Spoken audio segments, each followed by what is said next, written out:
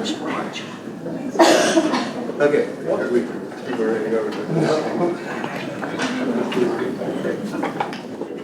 Good evening, everyone, and welcome to the regular meeting of the City Council of University City, Texas. It happens to be Tuesday, May 2nd, 2023. It's unbelievable how fast things are going. I'll call this meeting to order now at 6:30 p.m. and call for a quorum check, please. Mayor Pro Tem Neville? Here. Councilmember Buck? Here. Councilmember Goolsby? Here. Councilmember Najarian? Here. Councilmember Shelby? Here. Councilmember Vaughan? Here. A quorum is present. We shall proceed. I have the honor of giving the invocation this evening and lead us in the pledges, so everyone please stand. Heavenly Father, we come together tonight to ask for your guidance as we contemplate and make educated, strategic decisions on behalf of our citizens. We will soon deal with the budget challenges for next year and the eventual tax rate to support that budget. Those decisions could ultimately affect the city for years to come. Please give us the guidance and counsel to look well beyond the present. We ask that you inspire and instill us, our citizens, the kindness, thoughtfulness, and fairness we all deserve as we move forward, not only with the challenging budget process, but with the issues of critical importance to this council and our citizens. We also ask that you give a special blessing to our small businesses as we celebrate the week of recognition. And as always, Lord, we ask that you watch over our military men and women, protect them and their families as they serve around the globe to ensure our freedom in these troubled times. We especially ask you to look over and protect those brave first responders who tirelessly serve us. Our cup is still overflowing with love and concern for their well-being. Finally, we can be thankful for the many volunteers who serve selflessly on boards, commissions, and committees to help us meet the needs of our community. I'm personally thankful every day for this council and an outstanding staff who are totally committed to our citizens 24/7. In your name we pray. Amen. Amen. I pledge allegiance to the flag of the United States of America and to the republic for which it stands, one nation, under God, indivisible, with liberty and justice for all.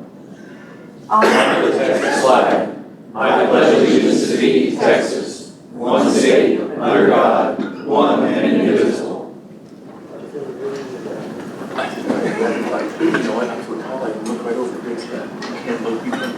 Well, thank you everyone for coming this evening. I really appreciate your presence. We've seen a dramatic increase in people participating in council meetings, and that is very, very welcome by all of us. I guarantee that. We're going to have a couple of proclamations to read in a minute, but I do want to bring up one other one, and I have nothing to do with this, but May is, I would like to make sure that we all realize that May is older, I got to read this right, Older Adults Month. I don't fit in that category. Dick doesn't fit in that category, but some other people. Anyway, this is an opportunity to say this is a little aside. This evening we do have two proclamations to declare, and I've asked our outgoing council member William Shelby to read both of those proclamations tonight, and they're both related to our city functions. So I'll ask William to do those, and then we'll take it on from there. William? Thank you. Proclamation, 54th Annual Professional Municipal Clerks Week, April 30th, May 6, 2023. Whereas the office of the Professional Municipal Clerk, a time-honored and vital part of local government, exists throughout the world, and whereas the office of the Professional Municipal Clerk is the oldest among public servants, and whereas the office of the Professional Municipal Clerk provides the professional link between the citizens, the local governing bodies, and agencies of government at other levels, and whereas professional municipal clerks have pledged to be ever mindful of their neutrality and impartiality, rendering equal service to all. Whereas professional municipal clerks serve as the information center on functions of local government and community. Whereas professional municipal clerks continue to strive to improve the administration of the affairs of the office of the Professional Municipal Clerk through participation in education programs, seminars, workshops, and the annual meetings of their state, provincial, county, and international professional organizations. Whereas it is most important that we recognize the accomplishments of the office of the Professional Municipal Clerk. Now therefore, John Williams, Mayor of the City of Universal City, recognizes the week of April 30th through May 6th, 2023 as Professional Municipal Clerks Week, and further extend the appreciation to our professional municipal clerks and to all professional municipal clerks for the vital services they perform and their exemplary dedication to the communities they represent. I think that's a very worthwhile proclamation. Our municipal people couldn't make it here this evening. They're very busy, but Kim has a statement from them. Yeah, I would just like to make the announcement that, Kristen started the municipal clerk certification when she started here with the City of Universal City. She recently completed that course, and I did want to announce that she has passed her certification test. So she is our first certified public clerk for the City of Universal City.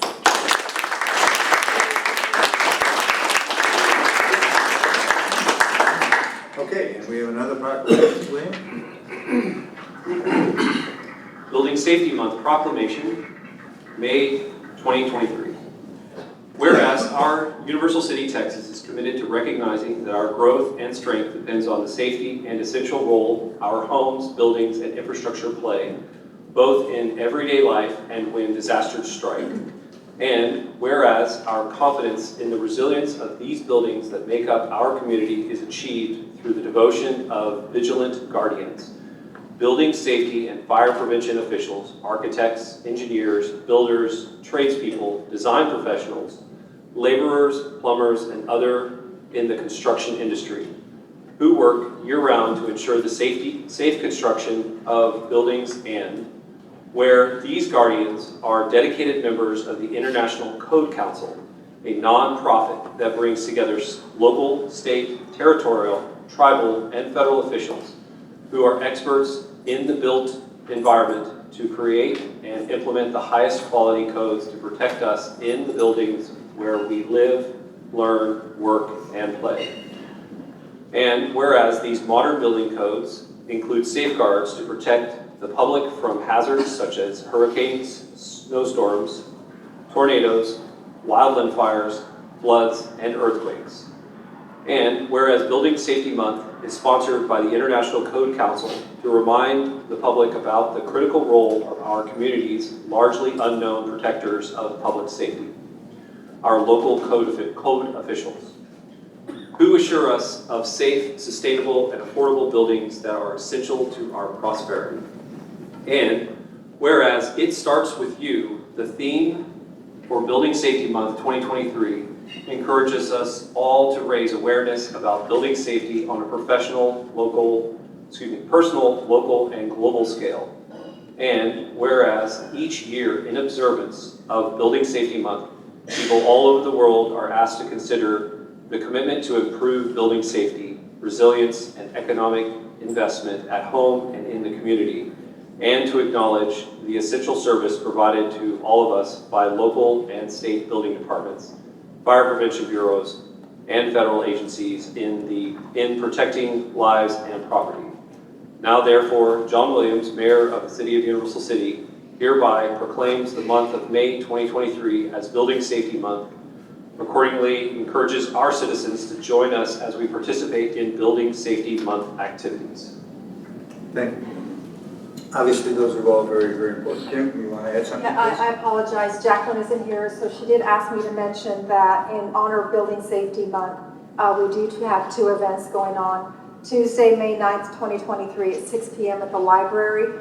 There is a program that is called Aging in Place, How to Prepare Your Home for Your Next Stage of Life. And then on Wednesday, the 17th of May at the Olympia Hills Golf Course and Event Center, we have basic home and property maintenance, and both of those will be presentations by chief building officials. And so they will be there to give a presentation and to answer any questions that residents might have about home maintenance and how to prepare for aging in place in their homes. Could you repeat the first one?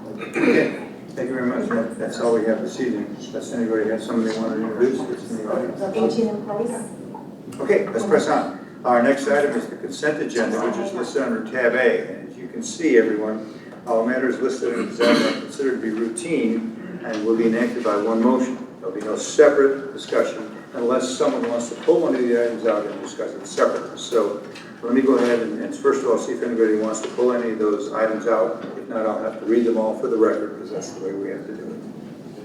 Everybody okay with that? Where we're at? Okay, so let me read them. A is consider the minutes of the Tuesday, April 11th, 2023 City Council special meeting, and B, consider the minutes of the Tuesday, April 18th, 2023 City Council meeting. C is to consider Resolution 947 2023. It's a resolution approving the project of the Universal City Economic Development Corporation as authorized by Section 505.158, the Texas Local Government Code, authorizing certain financial assistance to be used for targeted infrastructure located within the city of Universal City, Texas, and providing an effective date. D is to consider ordinance 639-B-2023, an ordinance annexing for full purposes of tract of land totaling approximately 2.487 acres of land situated in the Torriba Herrera Survey number 68, abstract number 153, in Guadalupe County, Texas, for the real property records of Guadalupe County, generally located east of FM 1518 and south of Mondavi Crest, extending the boundaries of the city to include the land and to be zoned R1 large lot residential, to be known as an SA Rent Hop 2023 annexation, binding the land to all of the acts, ordinances, resolutions, and regulations of the city, approving a service plan, providing for severability, and providing an official date. You want to read that? Anybody else want to read that? Okay. E, consider ordinance 632 PC 563 2023. It's an ordinance amending the future land use plan to change the land use designation of property located at 3600 East FM 1518, North Universal City, Texas, in Orchard Park, number 1 block 2 lot 1A HOA for commercial lot 2.47 acres from AC Aviation Commercial to CS Commercial Services, providing for severability and establishing an effective date. And then F is to consider ordinance 581 PUD 2023-102. 3600 East FM 1518. It's an ordinance amending the zoning map of the city of Universal City, Texas for an approximate 2.487 acre property located east of FM 1518 and south of Mondavi Crest, rezoning that said property from R1 large residential lot to PUD 2023-102 district, generally for commercial services and retail, adopting the PUD plan related to PUD 2023-102, providing for severability, providing for the publication of the caption of this ordinance, and establishing an effective date. And the following one, the last one, G, is to consider moving the July 4th, 2023 City Council regular meeting to July 5th at 6:30 p.m. Okay, so there's a lot of wording in there, but basically that particular property that's in our new area across Cibolo Creek at 1518. This allows for some commercial development in an area that was went down the zone for something else. So that's just for your education. That's what this is all about. So we had nobody wanted to change on it. So I need a motion made by Councilmember Najarian. Second by Councilmember Neville. With the edit. With his edits on the minutes. He's our parliamentarian. Okay. All right. Any discussion? Anybody? All right. Yes, Mr. Nothing Shelby. changed from the last meeting, correct? No, so other okay. than corrections to the minutes. I just want to make sure. We fully covered all of this for you, all that were in your last meeting. We fully covered this at the last meeting as well. Okay, call for the vote then, please, Chris. Councilmember Najarian. Aye. Mayor Pro Tem Neville. Aye. Councilmember Buck. Aye. Councilmember Goolsby. Aye. Councilmember Shelby. Aye. Councilmember Vaughan. Aye. Motion passes.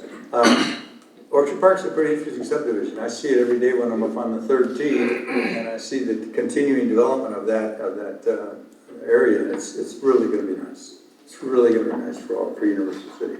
And now we have a presence down in Guadalupe County, which we had never had before. So that presents some challenges, but we'll work on it. All right, so let's move on now to our next item, which is citizens to be heard. This time is provided, as you can see, for citizens to address council on issues and concerns. It's informative. We don't have this specific discussion on any of these items, but we really welcome everybody's participation, and we've had tremendous participation from citizens in the past, and I know it's going to continue. So I try to limit your comments to 3 minutes or so, and I'll call you up in the order that you signed up this evening. So the first individual signed up is Ms. Ashton Bowman. All right, Ashton Bowman, 12807 El Dorado. I read over the Parks Master Plan, and one thing that really stuck out to me in the residents' comments was safety. Safety is mentioned over 50 times as a concern. It was like the comments at the end, so they could have said, I want a pool, or I want a senior center, but yet over 50 people were more concerned about safety, which I think is a really big deal. Safety has also been the #1 thing I've heard while talking to homeowners. So it appears that safety is a concern in all sorts of areas in Universal City. I'm bringing this up since it was mentioned in the parks, but I'm wondering if there's a way that we can better support our police staff, if they're lacking things, or how we can make the residents feel safer in all areas of Universal City. On the topic of parks in general, there was a lot mentioned in the comments that felt very valid, like there not being enough structures for smaller children, there's not enough for those children with disabilities. I also noticed Councilmember Vaughan and I drove around to the parks in Universal City, and I noticed while we were out that there were a ton of kids playing at the basketball court at the new Meadowland court, but it felt like they could really use a sunshade. It was really, really bright, and it didn't seem like it was very fun, especially since the other basketball court that is covered is now a shared pickleball court. So it would just be nice if that could be an option for them. I'm also wondering why this master plan that lasts 10 years has to be voted on in one night. I have a ton of questions, and I'm hoping that council also has a ton of questions. Like, does the park have any plans to address the concerns in the residents' comments? Are we able to have discussions and brainstorm solutions to some of these concerns? On top of the residents' concerns, I would like to learn more about the plan for the senior amenities and the hiring of 2 new staff members to facilitate that. What is that going to look like? Do you have more details? I just feel like there's a lot in this plan that should be discussed in more than one meeting and not voted on right away, since it's going to be a plan for the next 10 years. That's it. Thank you, Ms. Bowman. All right, next individual this evening is Mr. Jerry Geyer. You can use this. Okay. Okay, Jerry Geyer, 13315 Titan, Universal City. I'm here to say thank you. And that's to the council, and to the staff, and to the participants in the audience who come here all the time and talk to everybody and make their views known well. And the reason I say thank you is because sometimes the majority of people who come to council meetings, and that's not just our council, but any kind of meeting, are upset about something, or they have a lot of criticism, or they have inputs that they want, something that they're really passionate about. But you don't see a lot of people who are happy with you or thankful for you. So I'm here to say thank you. And I'm here to say that Rosemary and I didn't think about it, but we've been here 50 years. So there's been a lot of councils in 50 years, and there's been people in the administration and things that have been done. So I told Mr. Buck one day when we were talking, there have been a lot of good decisions with good outcomes. There have been some bad decisions with bad outcomes. But when you look at the whole thing, and there's been good decisions with bad outcomes. See, there's those combinations. We operate not in a vacuum here. We operate within the constraints we have in the greater area that we live in geographically. We're in an economy that's far greater than ours. We're in times that are much different than ours, and they've changed a lot over time. So people made what I think is the best decisions, or at least the decisions they felt they had to make under the conditions that they had at the time. And you've done the same thing. And after this election, whoever is elected and sits in the chairs up there are also going to be part of, we could say, part of the problem. Also be a part of the solution. And so you gain that when you come up there.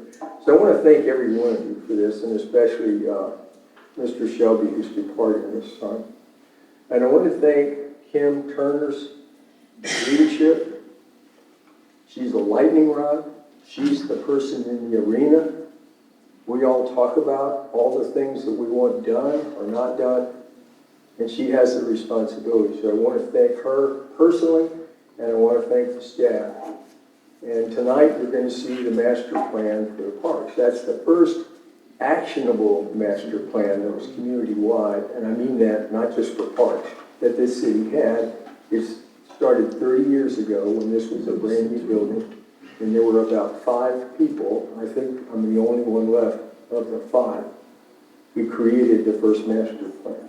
And so it's wonderful to see that we still have one and the way it's generated and so forth. It is much bigger and much more complete now than, of course, the original ones were. So anyway, thank you, Randy, and thank you for the Parks Commission and for Parks Partners for that piece of work. Thank you, Mr. Guyer. Okay, next individual this evening, Mr. Bernard Neville.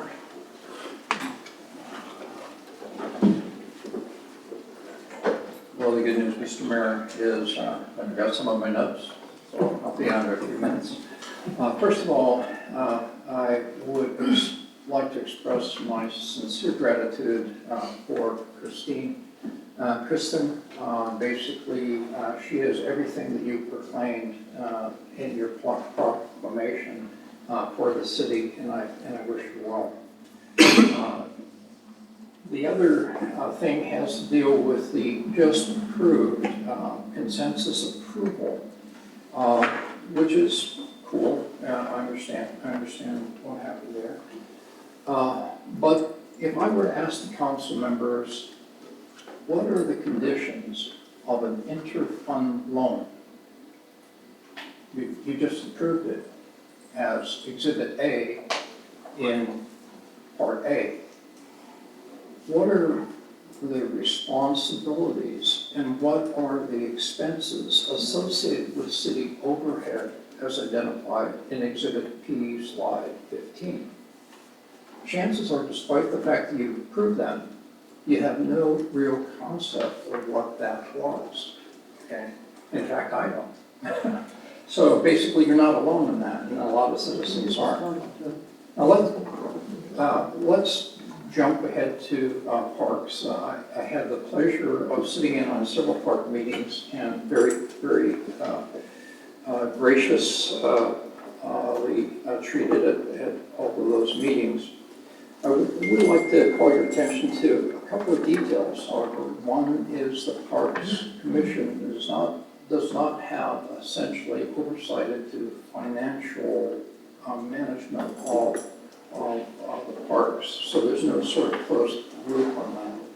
2 is we are in, I can't remember our consultant's exact words, but essentially we're going to fill out our city. Our city is going to max out perhaps at 23,000 people, somewhere about that order. So we're 21,000 now. So this parks plan is extraordinarily important because it is the parks plan that will get us to final urbanization of Universal City. Now that said, I'm still real disappointed that we couldn't hold 35 acres and we're not going to be able to replace land. You can't make new land for the most part. Okay?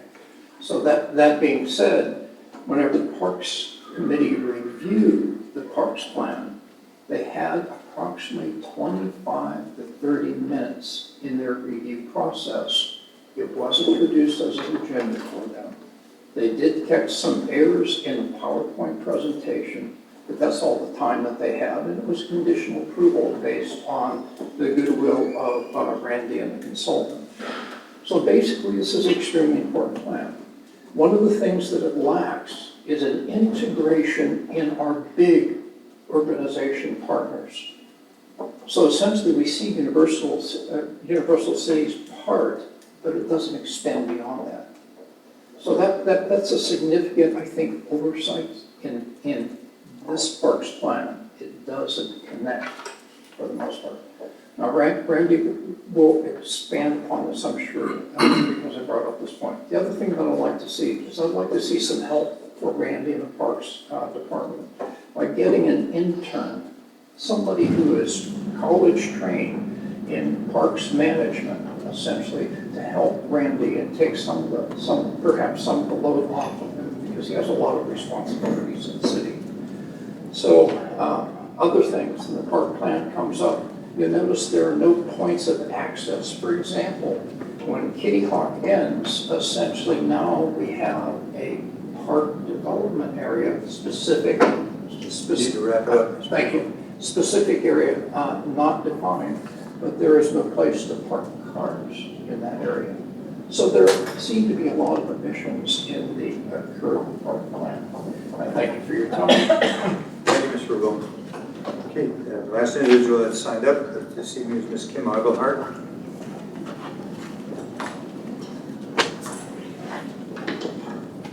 Mr. Mayor, members of the council, my name is Kim Iglehart. I live at 736 Garden Meadow Drive. Some thoughts on the proposed parks master plan. First, the dog park.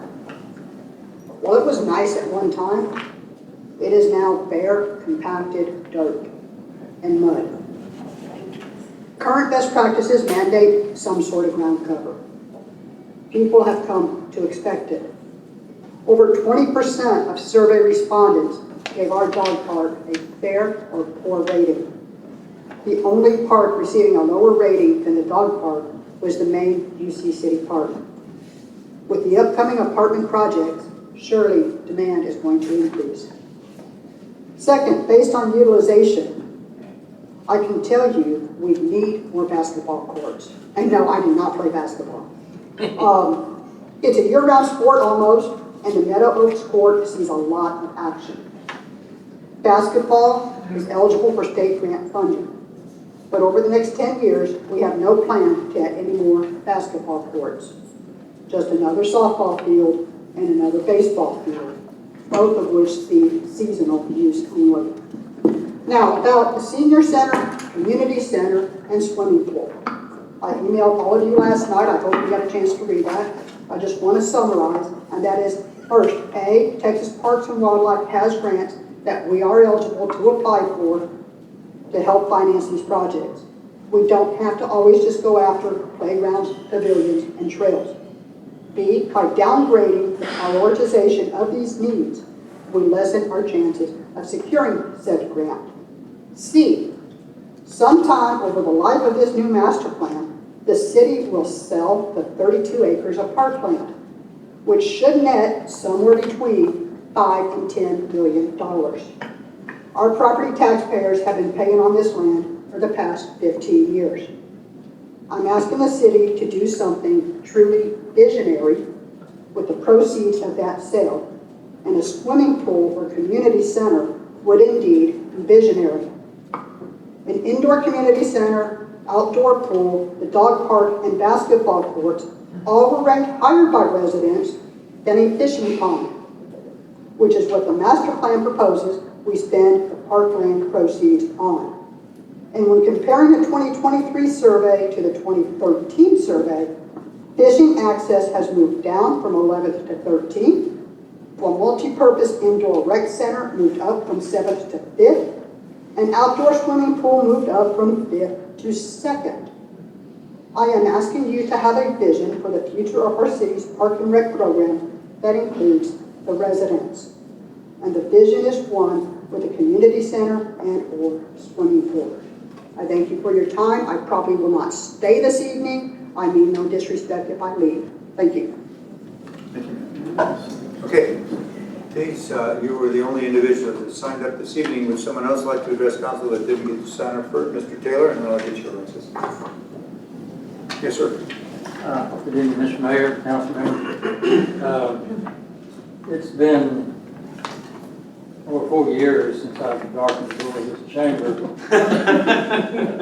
And some changes. I like what you've done with the place. Nice. Mr. Mayor, Council members, I'm here to commend you for your leadership, your steady leadership. I know you're facing the onslaught of whatever in the social media, which comes to you probably pretty hard on a constant basis. There's opinions flying all over the place, but you haven't been deterred from pursuing what's in the best interest of your constituents. And for that, I'm here to thank you, and that's all I have to say. Thank you, Mr. Chair. Okay.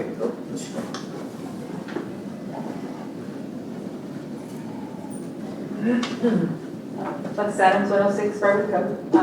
Here for two reasons. One, obviously in support of the Parks Commission. master plan. In the 2 years since I've been on the commission, there's been a lot of great things.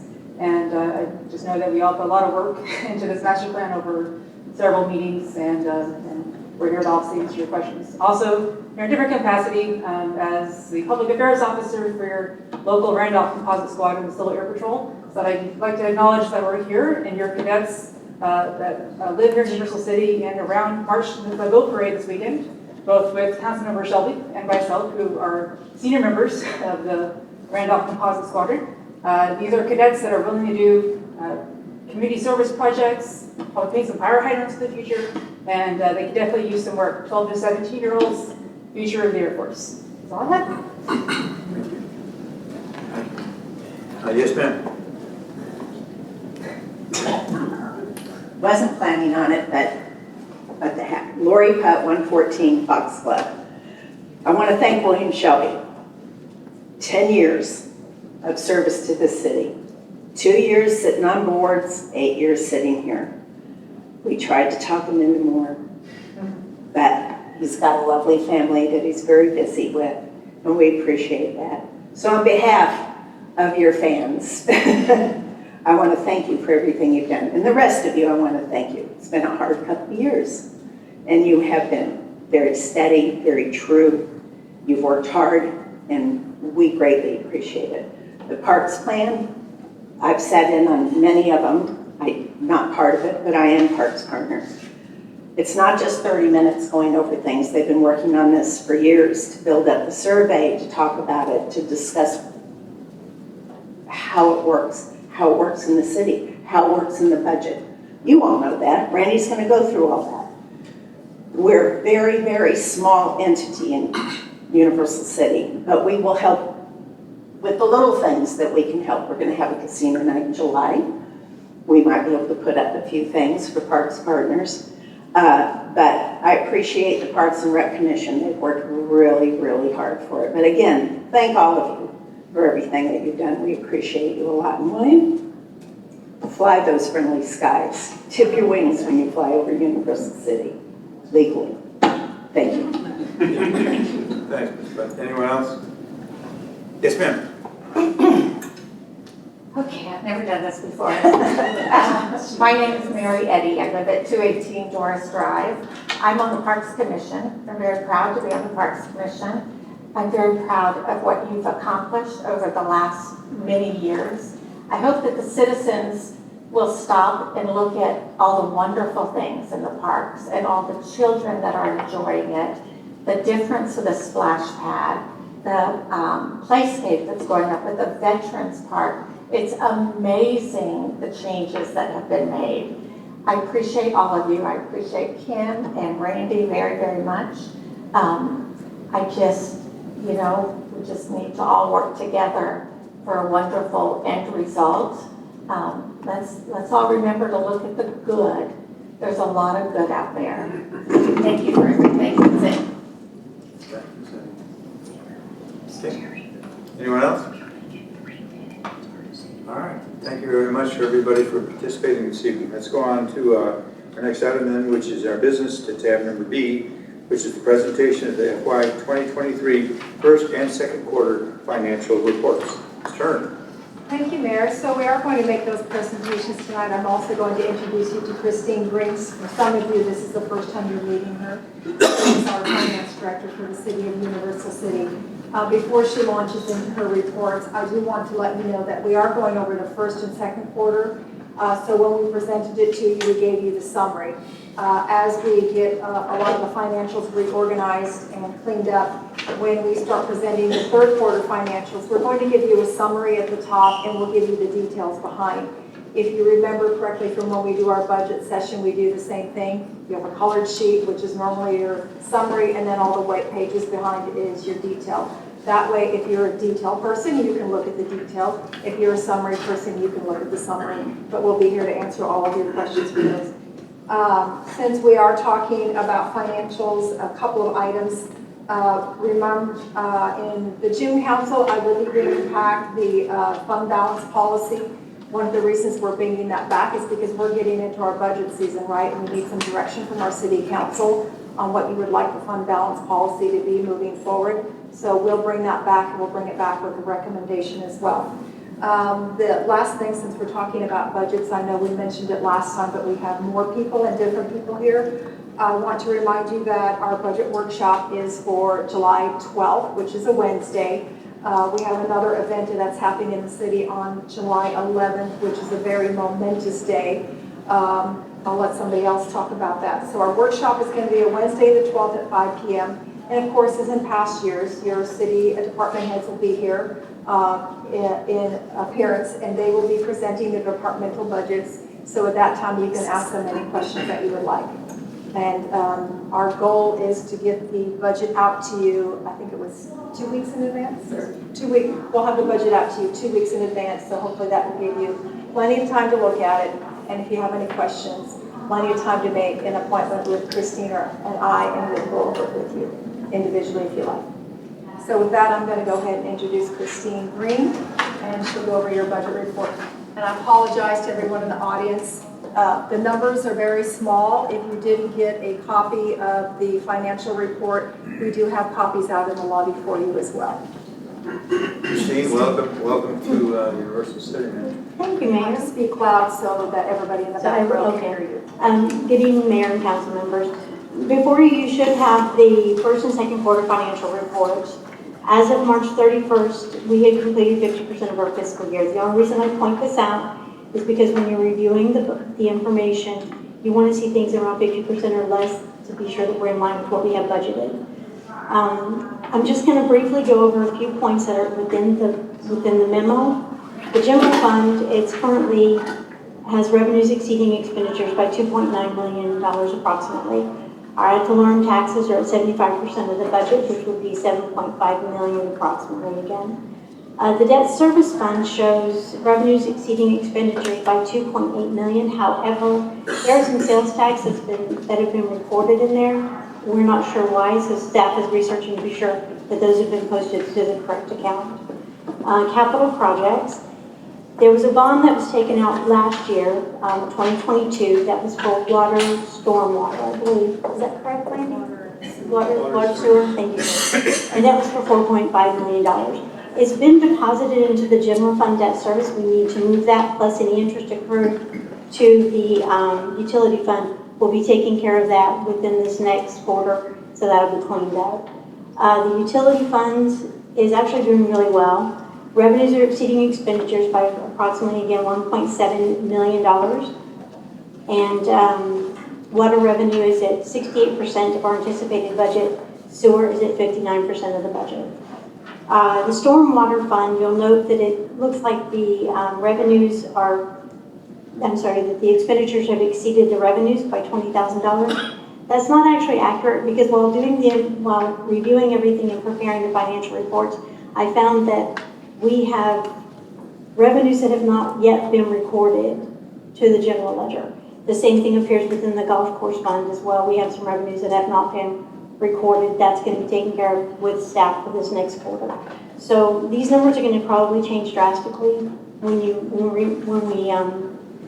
report our third quarter financials, just because staff is taking a lot of time to clean it up. We've been working diligently to ensure that the information that's provided to the auditors is correct.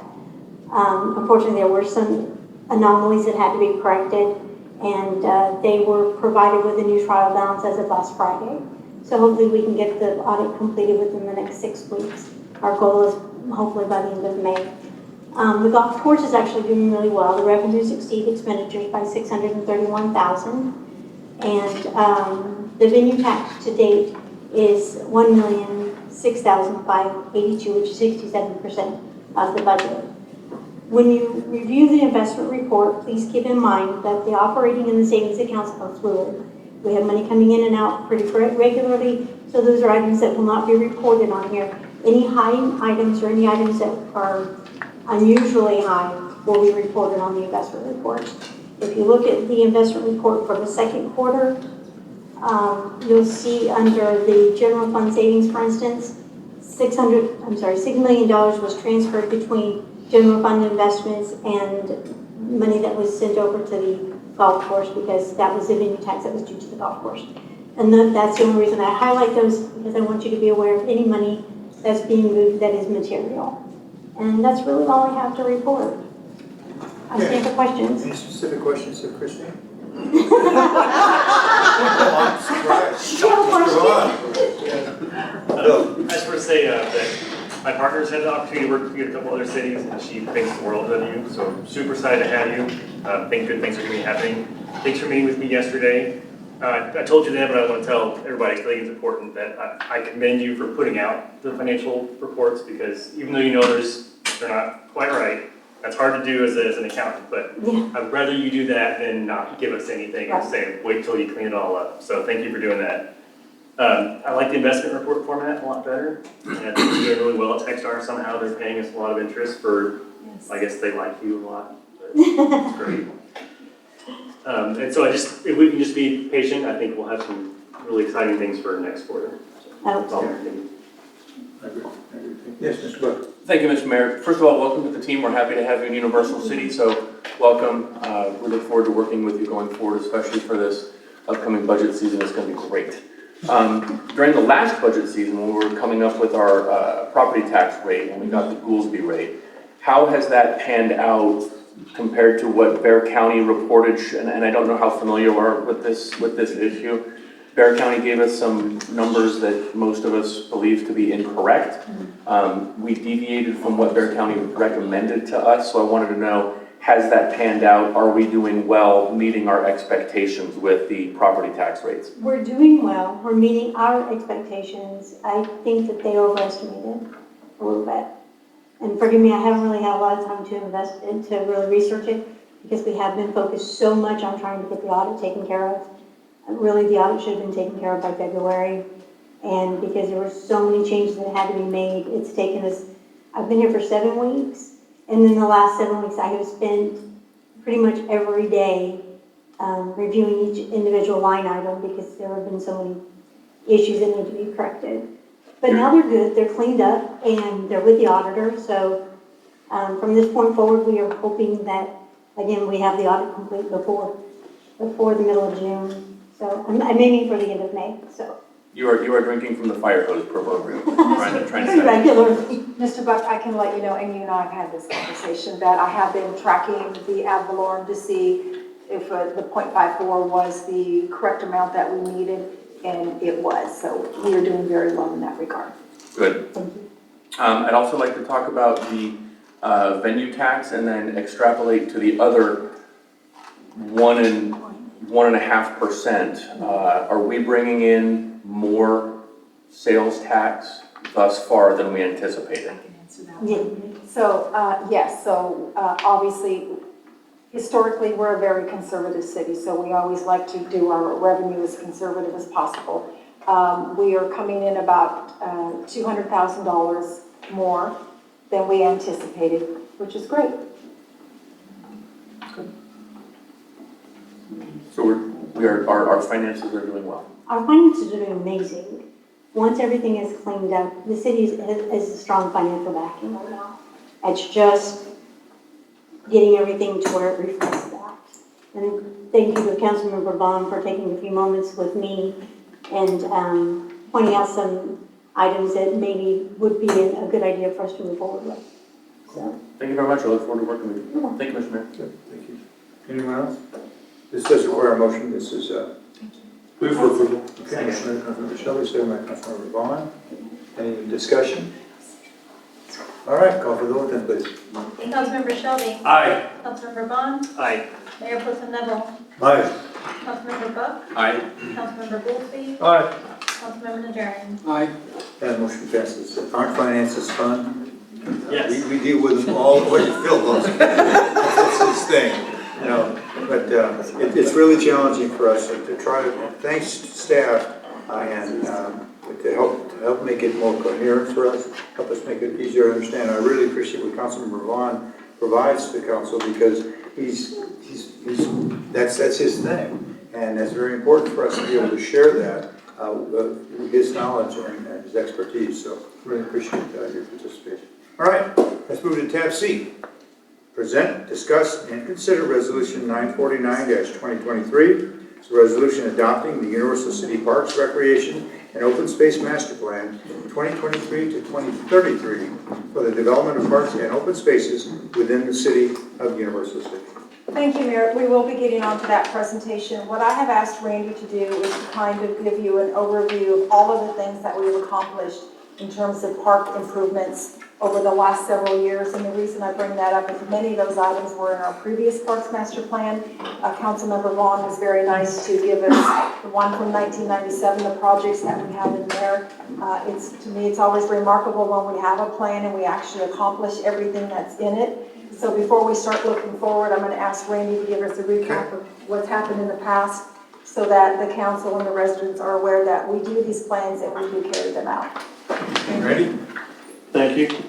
Mayor, Council, first I'd like to get started with introducing my Parks and Rec Commission, who have for not just the 25 minutes of the last meeting, but since October, have been working diligently on this Parks Master Plan with our consultant.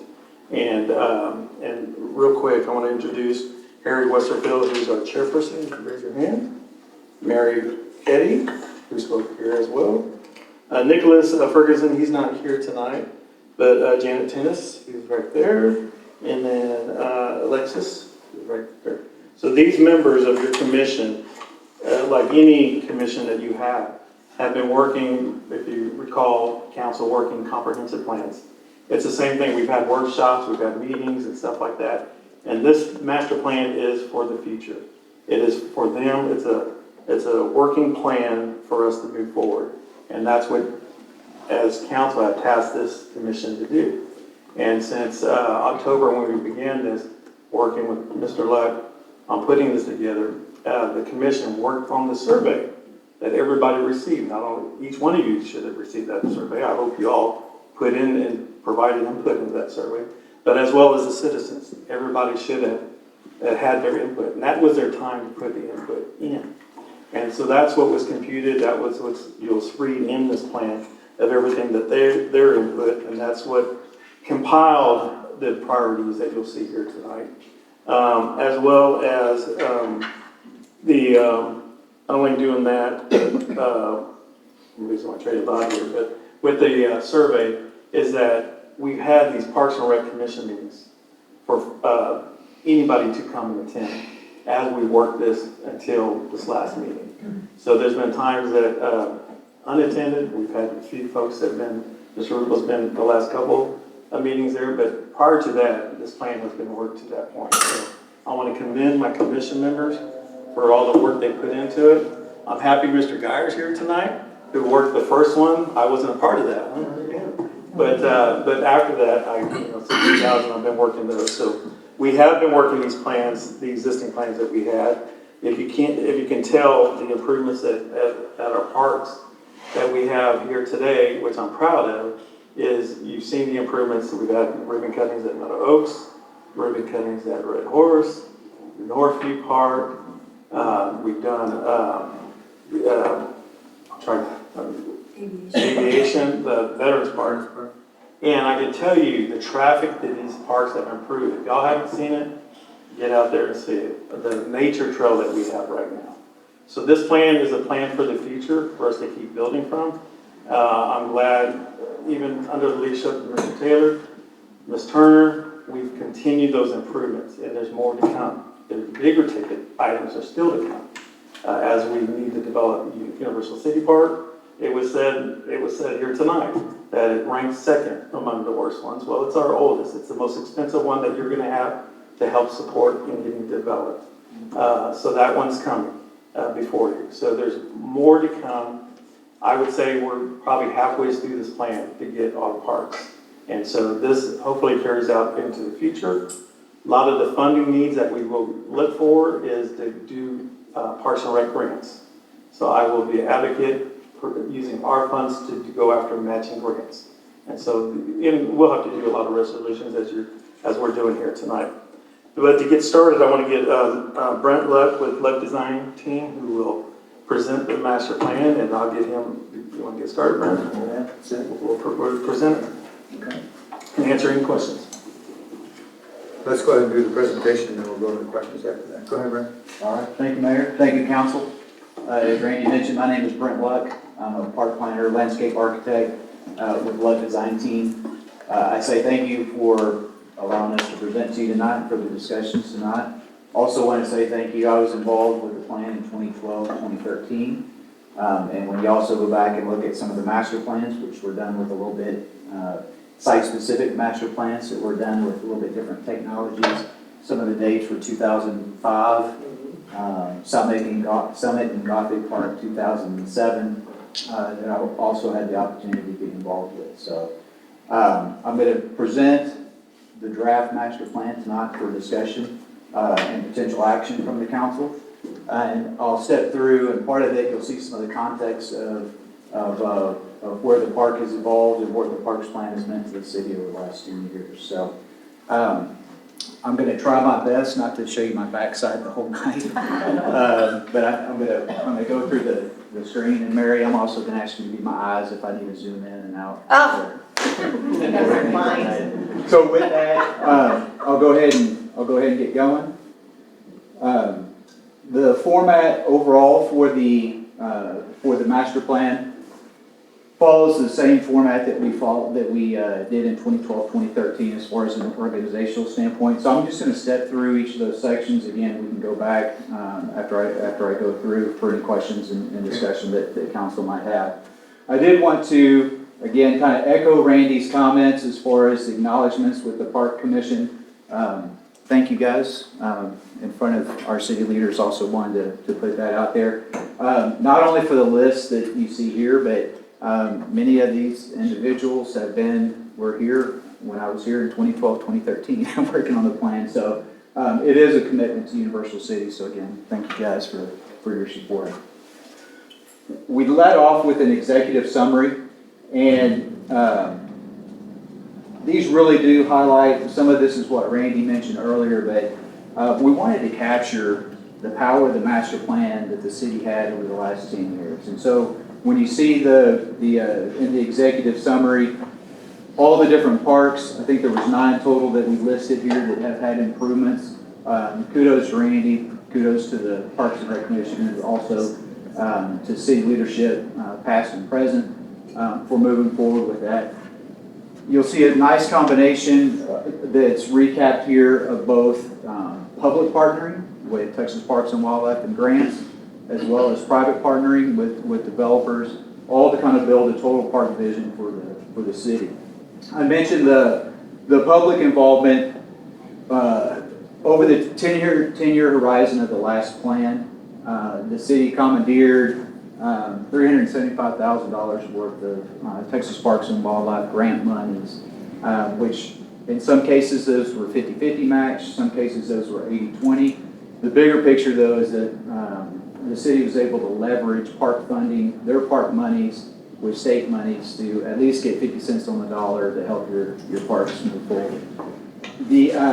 When you talk about, Randy mentioned Meadow Oaks, Red Horse, UC, Veterans, part of the Cibolo Creek Trail, all those were funded, partially funded through Texas Parks and Wildlife grant monies, of which part of this plan and the importance of this plan is having is that Texas Parks and Wildlife looks at this plan, make sure the priorities that are listed in the plan are in concert with the priorities and potential grants, and so it is an important component.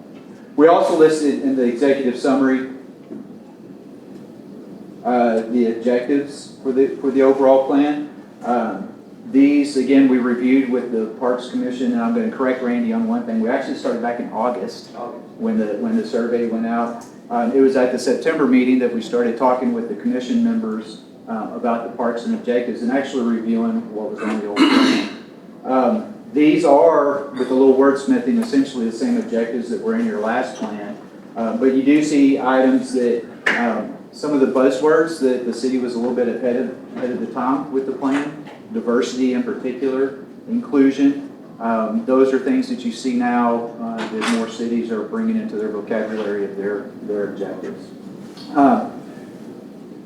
I'm going to go into the overall priorities in further detail in another section, but one of the things that I wanted to highlight here, twofold. One, they were broken out into indoor and outdoor priorities. That's a very important distinction that was made. Essentially, when you go through a Texas Parks and Wildlife grant for funding, they look at your top 3 priorities. If your number 1 priority has a big dollar sign on it, such as a $1 million synthetic turf baseball field, for example.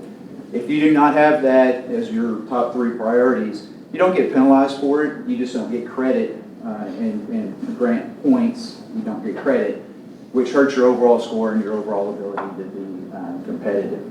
The second thing is that when you look at the overall improvements, we take some, I don't want to say liberties, but this does not exactly match the empirical data that comes out from your survey responders, okay? That's weighted heavily in the discussions, as you'll also see with our survey results. But we also give credit to, I mentioned earlier, kind of the in some cases, 10 plus years of relationship that your park commission members have had. They're more intimate than your general public. City staff is, of course, even more intimate and knowledgeable about the workings of the park system. So one of the things that we try to do is if priorities, if they slide up and down, one of the things that we address with the commission is to be very, very transparent as far as when that happens. So some of the discussions you heard earlier tonight, it's good to know that people are reading through and seeing that they're shifted, because we want to make sure that there's not any surprises, that we are being transparent and communicating kind of what those priorities are. So I will move through the next section fairly quickly. One of the things that we wanted to do was just, again, benchmark it in context with the city, with its current population. We use different matrix from a population acreage-based guidelines, as well as some programming and individual park community guidelines that are based on population and ratios.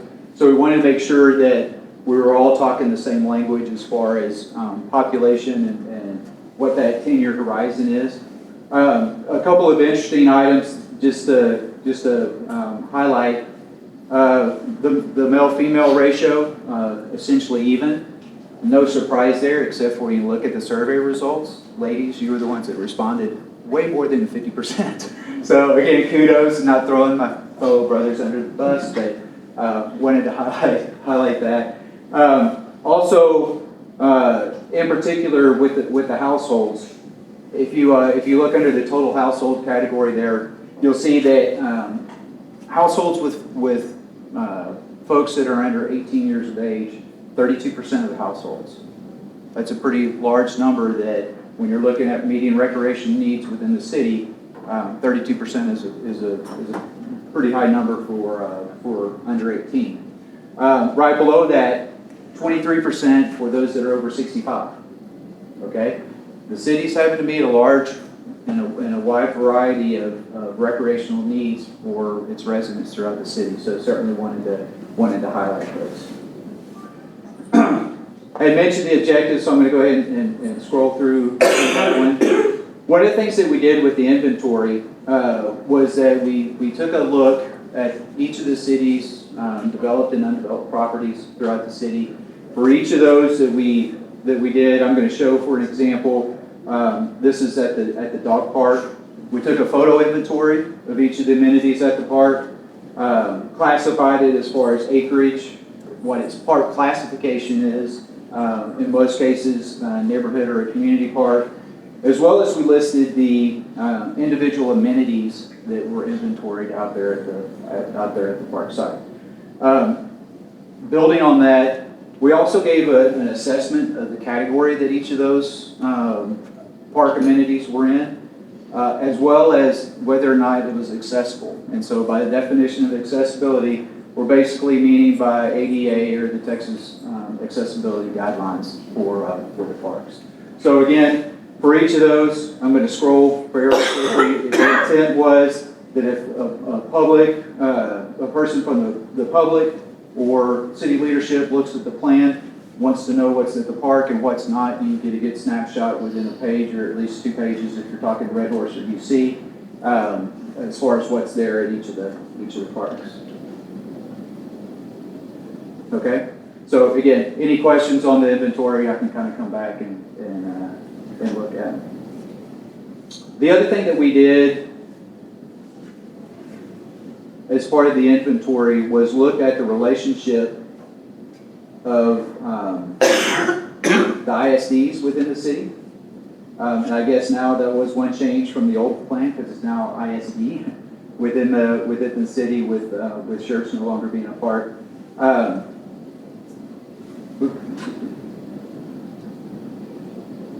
Okay. And so I'm going to come back to the one matrix up above. The reason we do that as far as while we list the different amenities that the city has,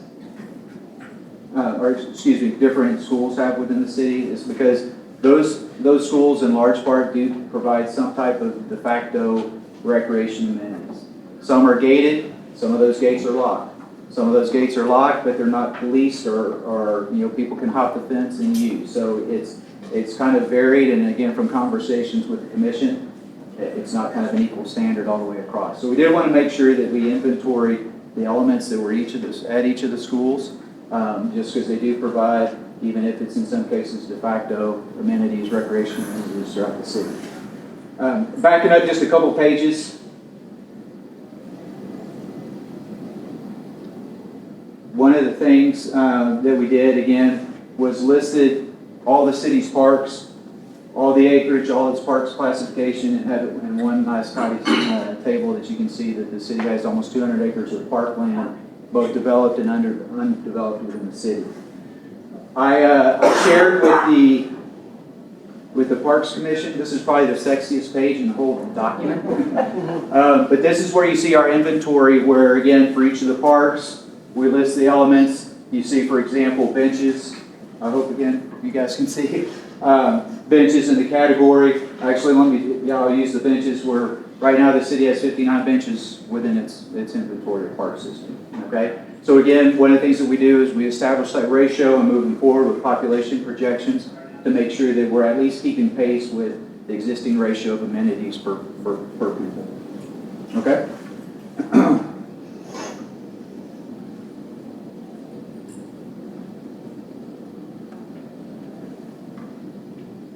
One of the things that we also did was to show the location of the parks within the city. Oh, I did want to just preface one thing, and that's of course with North Lake.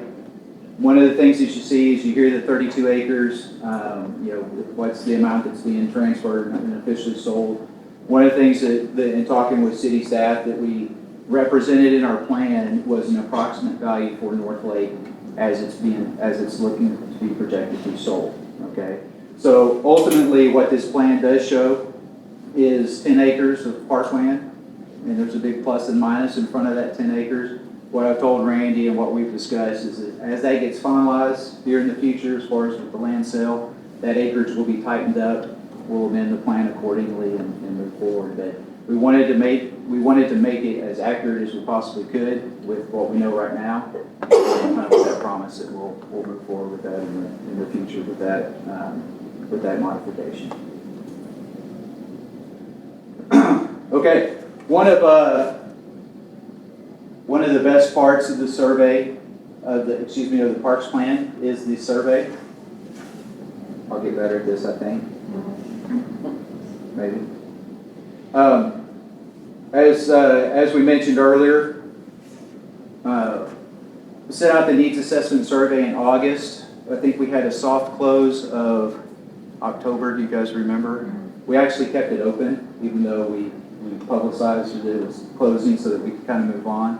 We had 457 responses to the overall survey, which is a darn good result for our survey. I did want to share a couple of things. One of the benefits, again, of having worked on your past master plan is we created the survey last time, and in many cases we asked the similar question so we could see a benchmark of results from 2012, 2013 to 2022. And so I wanted to share just a couple of those. On question number 2, we asked how often do you visit parks? Once a week. Back in 2012, that answer was 24.69%. So again, when you see all the investment that Randy talked about earlier in the parks, you start to see that. The other thing, another number on that end was the numbers that have never went to the park. In 2012, that number was 22%. So again, kind of good to see a benchmark as far, and pretty exciting to see as the park grows. Question number 3 referenced which park facilities that you use. Meadow Oaks, in this plan you can see it's 12.24, or if you can't see it, I'll tell you it's 20.24. Back in 2012 it was half that at 6.6. So again, it's doubled the amount of use or people that have responded as far as if they go there with the park system. Similarly, in Northview Park, again, the number that we have is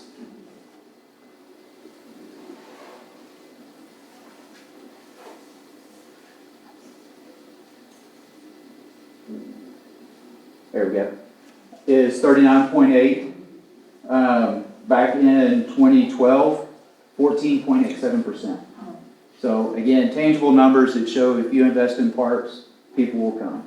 So on question 4, we asked folks to rate the physical condition of parks. I won't go through every one of them, but one of the things that I did want to highlight on that just streamlines the importance. Everything that you see in orange there are people that have no opinion or do not know. Okay? So when we talk about it, we just kind of trumpeted the city's investment in Meadow Oaks Park. 75% of the people that responded to this don't know. Okay? So that's part of the city's mission as well, is to get out there and share what the city does have. What can we offer from Parks and Recreation? Because those are high numbers that you look at. Some of them, like the neighborhood parks, the new Cimarron and Remington, if you're not in those neighborhoods, if you don't go across Pat Booker, there's no real reason for you to know. But some of them, again, like Meadow Oaks, those numbers, show and highlight the city needs to promote itself more as far as the park opportunities that are offered. Okay, question 5. One of the things we had is how would you rate the opportunities, the Parks and Recreation opportunities within the city? Almost a quarter, 24.8, said excellent. That number was 12.06 in 2012. So again, you see the pattern. It's almost that double the usage or double the favorable remarks. Question number 6, the top 4 ways you learn about parks. Believe it or not, let's see, let me see if I have, y'all know what social media was? Did anybody know what social media was back in 2012? It was a thing. Back in 2012, 17.31% heard about Parks and Rec opportunities from social media. Now that number is 57.87, and I would say growing daily. The Gateway newspaper back in 2012, 77.45% heard about parks. That's down. So again, no surprises if you look at the uptick in social media and moving forward. The other thing, though, that I did want to highlight, if you look at the city's website, again, this is how people find out about it. 48% found out about parks through the website. 2012, 33%. So again, the investment in the digital media and getting that out there is important in paying dividends.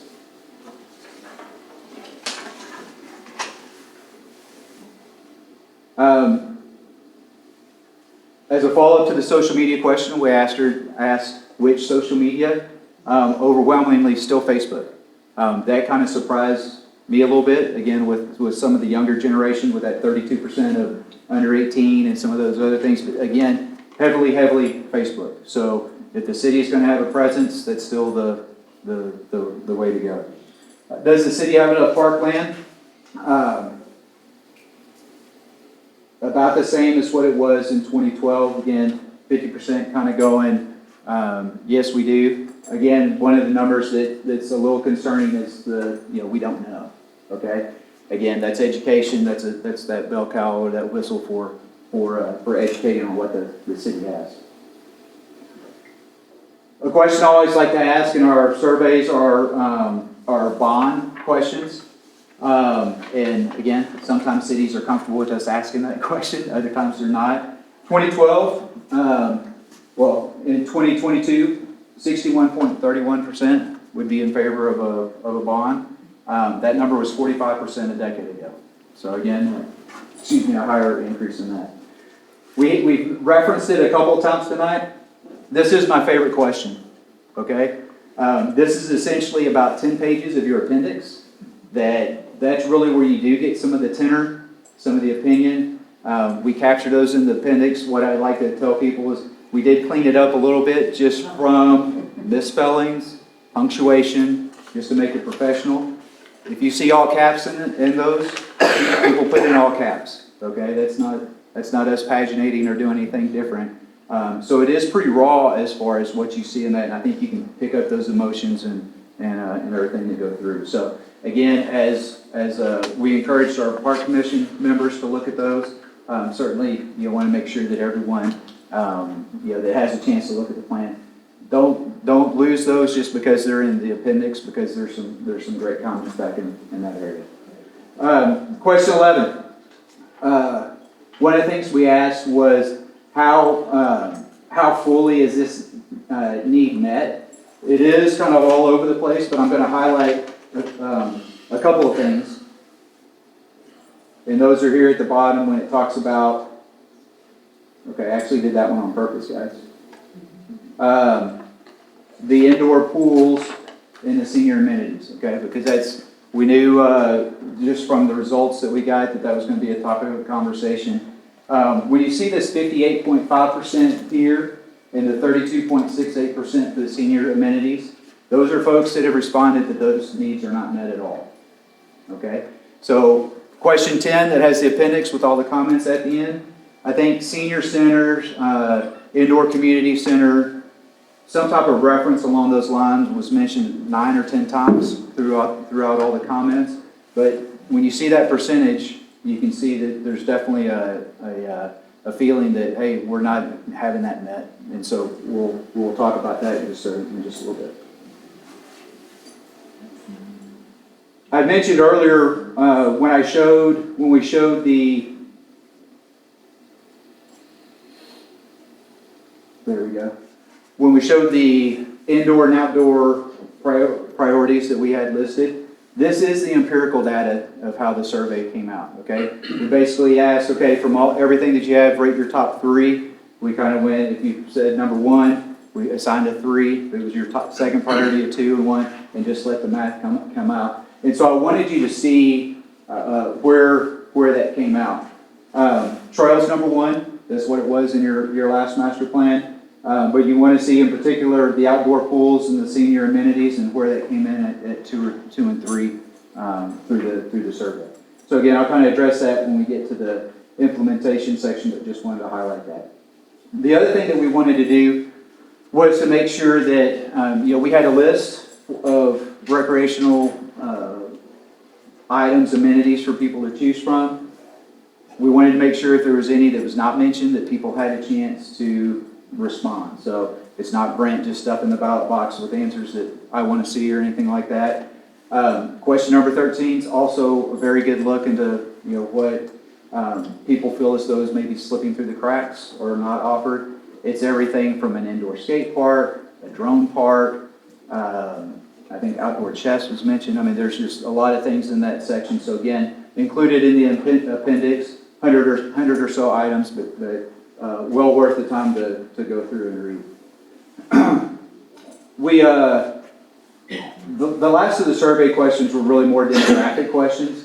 One of the things, and I'll breeze through the rest of them fairly quickly, but if you remember one of the demographic questions that we asked earlier, or that we showed earlier, talked about or showed a percentage of homeowner-occupied homes versus renter-occupied homes. Essentially, it was pretty close to a 50-50 split. in our survey responses, only 10% of our renters actually responded. So we try to look at those to see, hey, are they married? Do the different results match the demographic results on there? And so this was one that kind of surprised it. That's a major difference from what you saw in your demographic study. So, okay.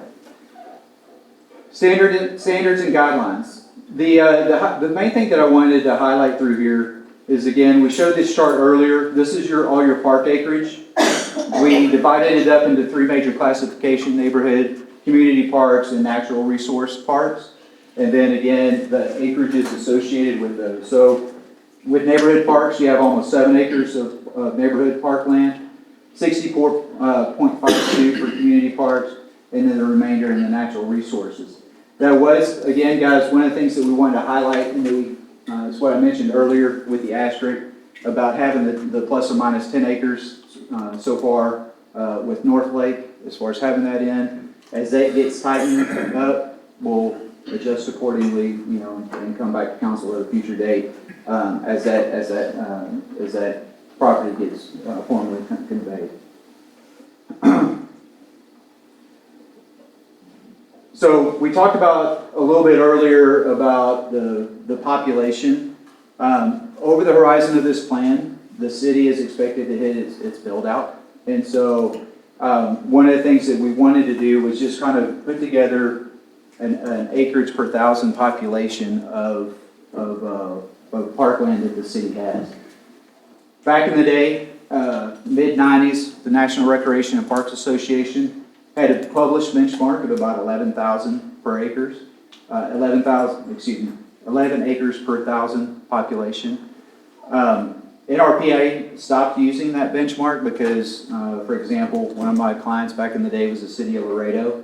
They had a whopping 3 acres per thousand with a growing population. And so as soon as they heard that benchmark of 11,000 per acre, they were defeated. It didn't matter what the plan was showing because they knew that there was no way they were going to catch up to that almighty NRPA benchmark.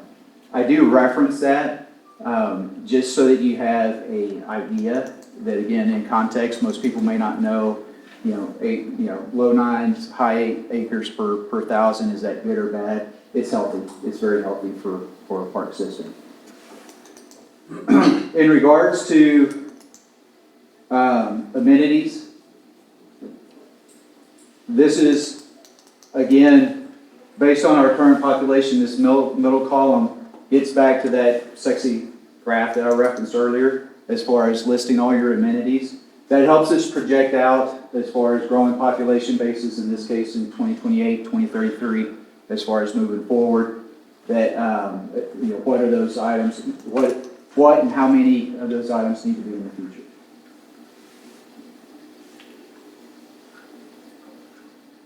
Okay, parks needs implementation, and guys, this is really the last major 3 pages that I'll go, and then I'll open it up for any questions, comments, and discussion. Again, we broke it into outdoor and indoor. Someone in the audience, when we led off with the public comments, mentioned the possibility of indoor grants. That's another reason why we separate them out, because if we're looking for potential funding with Texas Parks and Wildlife, it's good to have them based off of that indoor and outdoor. You'll see, again, one of the things that we did was reference the empirical data earlier.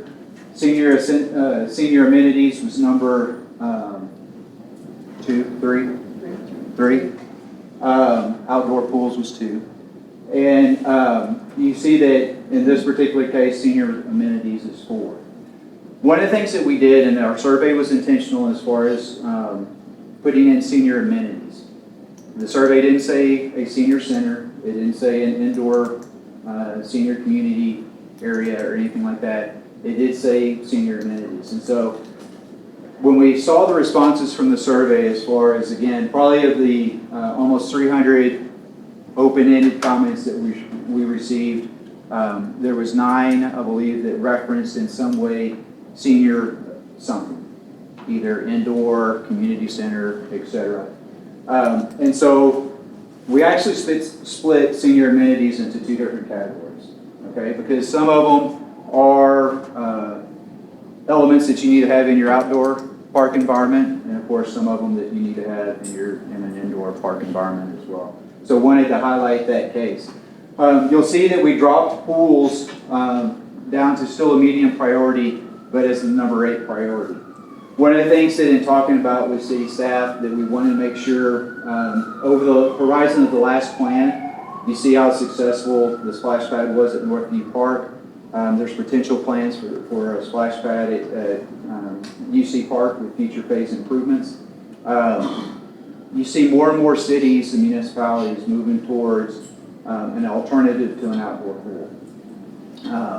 One of the things that I shared with the commission this last go, if y'all followed any of what the city of Austin and surrounding communities had to do with as far as the hourly rates, they were paying lifeguards north of $20 an hour for lifeguarding services. They had to. They also had to close pools because they still could not get enough lifeguards to man those pools. So one of the things that that this plan does detail is the city not really having the capacity for the initial investment as well as the ongoing and maintenance investment for an outdoor pool. So again, we're anticipating some discussion of that tonight, but that's one of the reasons why you see that it was put below splash pads and moving forward is because of that investment. In regards to outdoor pools too, because one of the things that we want to do is to make sure that people know that we did read your results, we did go through the survey, is for the city to potentially explore a partnership with Olympia Hills and their pool and their HOA, just to explore and see, hey, what can we offer that amenity and move. Again, that's not a city-controlled piece of property or anything like that. But the thing that allows us to do is also start to benchmark participation rates. So if the city goes through and is able to, with the example I mentioned, are able to have a partnership, you can start benchmarking and documenting the participation, okay? If it's 8 people that are showing up over the duration of a summer or over 5 summers, city leadership can make that decision, well, are those 8 people worth, a multi-million-dollar investment in an outdoor pool, okay? So it just seemed that, again, knowing where the city has gone and the overall direction of outdoor pools generally in the park industry, that would be a good way to say, hey, we've heard that there's that need for the outdoor. Let's benchmark it. Let's build that case. Again, as we look at with this plan, we do updates every 5 years typically. We can start looking at those participation rates and again see if that's if it's growing in a healthy number that substantiates the city making an investment. On a similar line, we highlighted that with the senior amenities. So I mentioned earlier, a lot of the amenities that we listed in the survey accommodate senior lifestyles, pickleball, walking trails, even some more of the passive natures, the covered picnic tables, etc. Provide some senior amenities. But we also relied on as well, when you look at Red Horse and the exercising stations that were added to Red Horse here over the last year. So there are some of the outdoor components. But particularly what I wanted to address or wanted to go over was the indoor component of the senior amenity center, because we don't want to minimize. We did hear, and so I hope you don't take it that way when I say only 9 or 10 in the appendix. Those were comments and they're valid comments, and so we need to hear and we need to respond to those. So our thought process in looking at it is that right now the city doesn't even have a recreational program to build upon, and so we did talk with the head librarian. Help me, Randy, again on Christine. And because we asked, hey, is there space there? Because there have been activities and classes that have been held at the library in the past. Essentially, one of the things she was very clear about was kind of the mandate more for it to be the life enrichment almost like a life skills kind of thing versus a recreation component. It was really kind of their mandate. One, they're not trained and geared professionally to run those kind of programs. Any programs that they have done in the past that have involved yoga, for example, they'll have a trainer come in and utilize the space.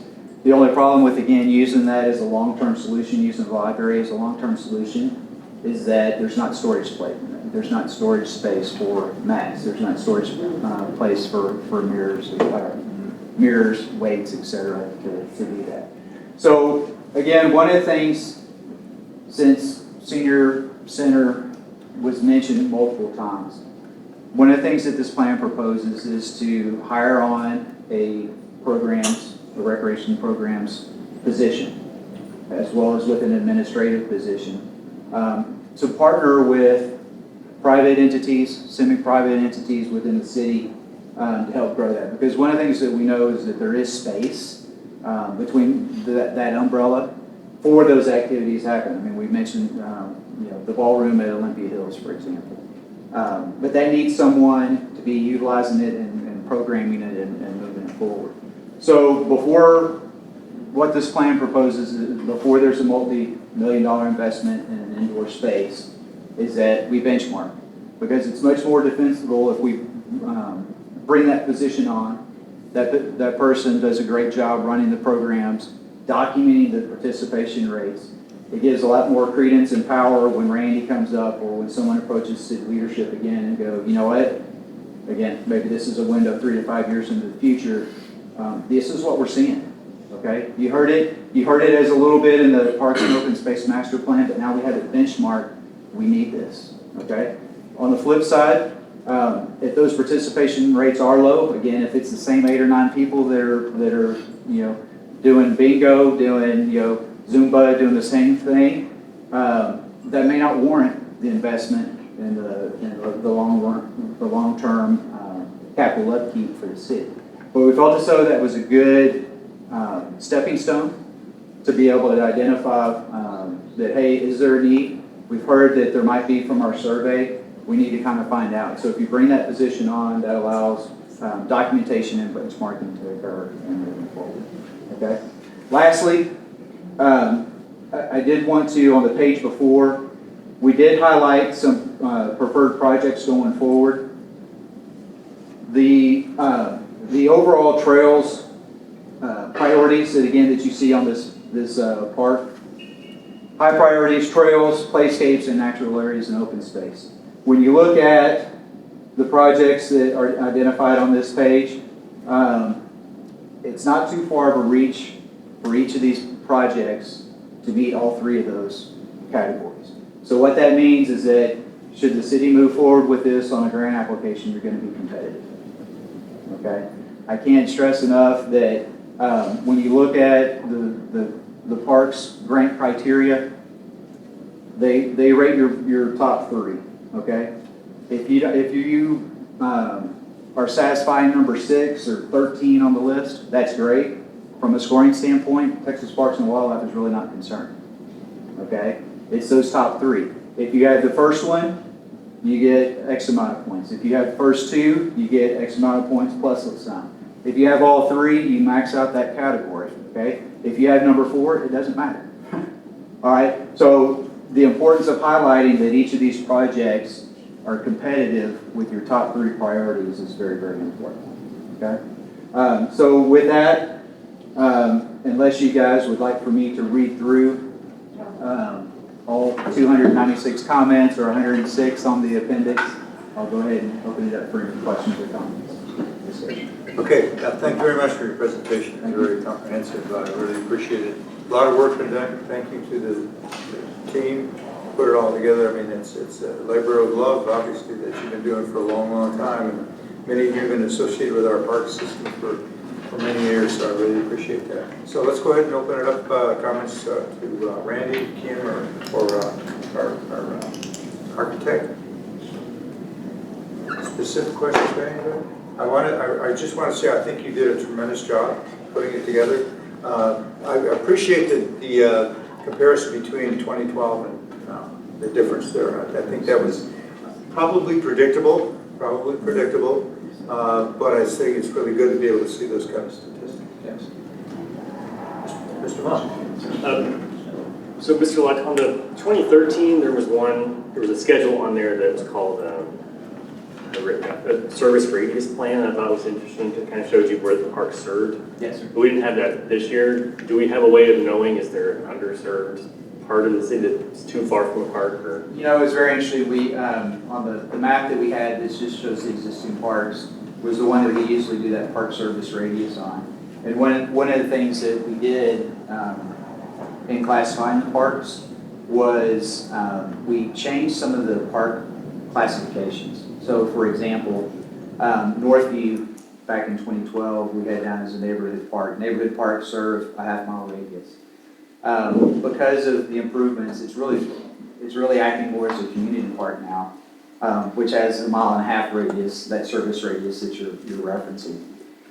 By the time you put from a community park or with your service radiuses on there with UC, Red Horse, Northview, and then the Athenian, both Athenian parks operating as community parks, your whole city's covered from a community park service radius area. So it didn't really make sense to kind of show that from a community park wide.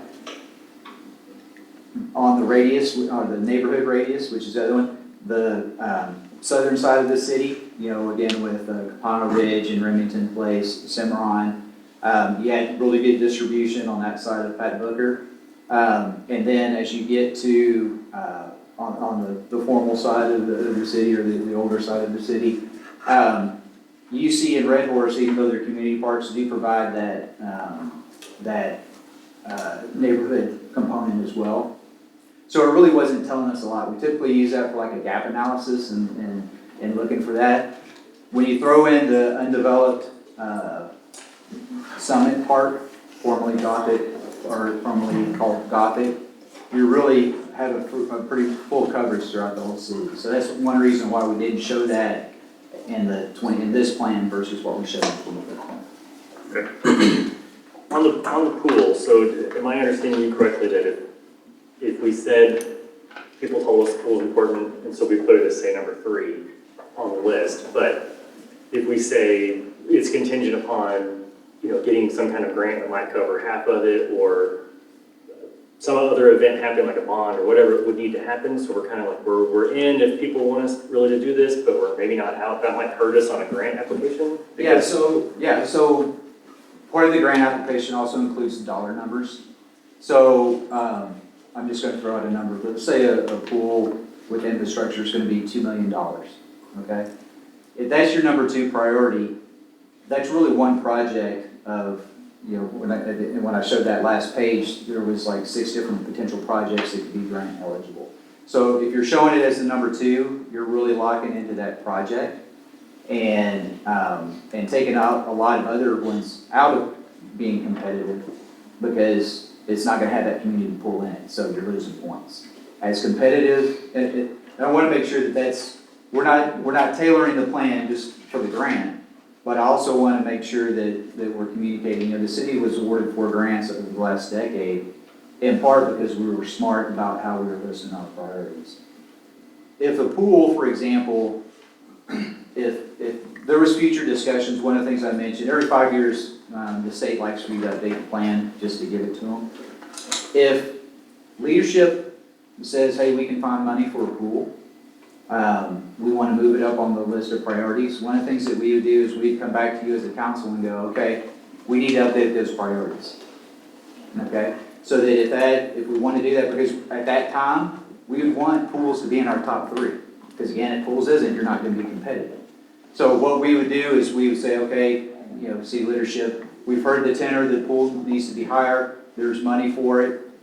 We need to revise the master plan and send that to the state so that they have that on their books. But it's transparent, it's documented, it's an update, and that's how that mechanism. Does that kind of make sense? I think to answer your question. Yeah. I mean, 'cause I feel like we're kind of being a little bit dismissive of people telling us they want a pool, but then I'm not super excited about a pool either. But if people are telling us they want one, then I kind of think we should be putting it on there. But if we're not all in on a pool, and and it's on the top of the list, and that's gonna hurt us on a grant application, then that weighs into the consideration, I think. And again, I think that's the reason why we felt as though it was a pretty good approach to benchmark, like if we could partner with Olympia's HOA and build participation rates, y'all as city leadership can make informed benchmark decisions based on participation numbers.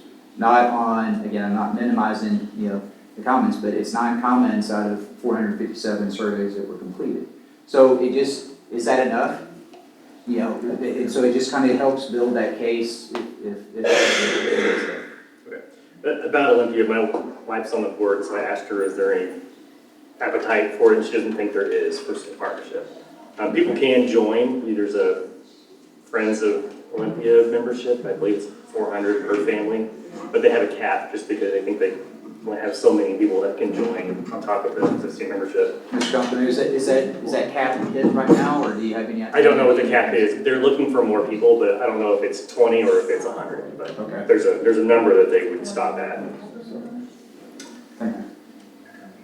On the Northview splash pads, on the inventory where it was rated fair, good, or poor, is that your assessment or is that the survey assessment? That is my assessment. Why was the splash pad fair, since it's so new? Basically the surfacing material. You already see right now some of the UV effects of the splash pad area. That was the only reason.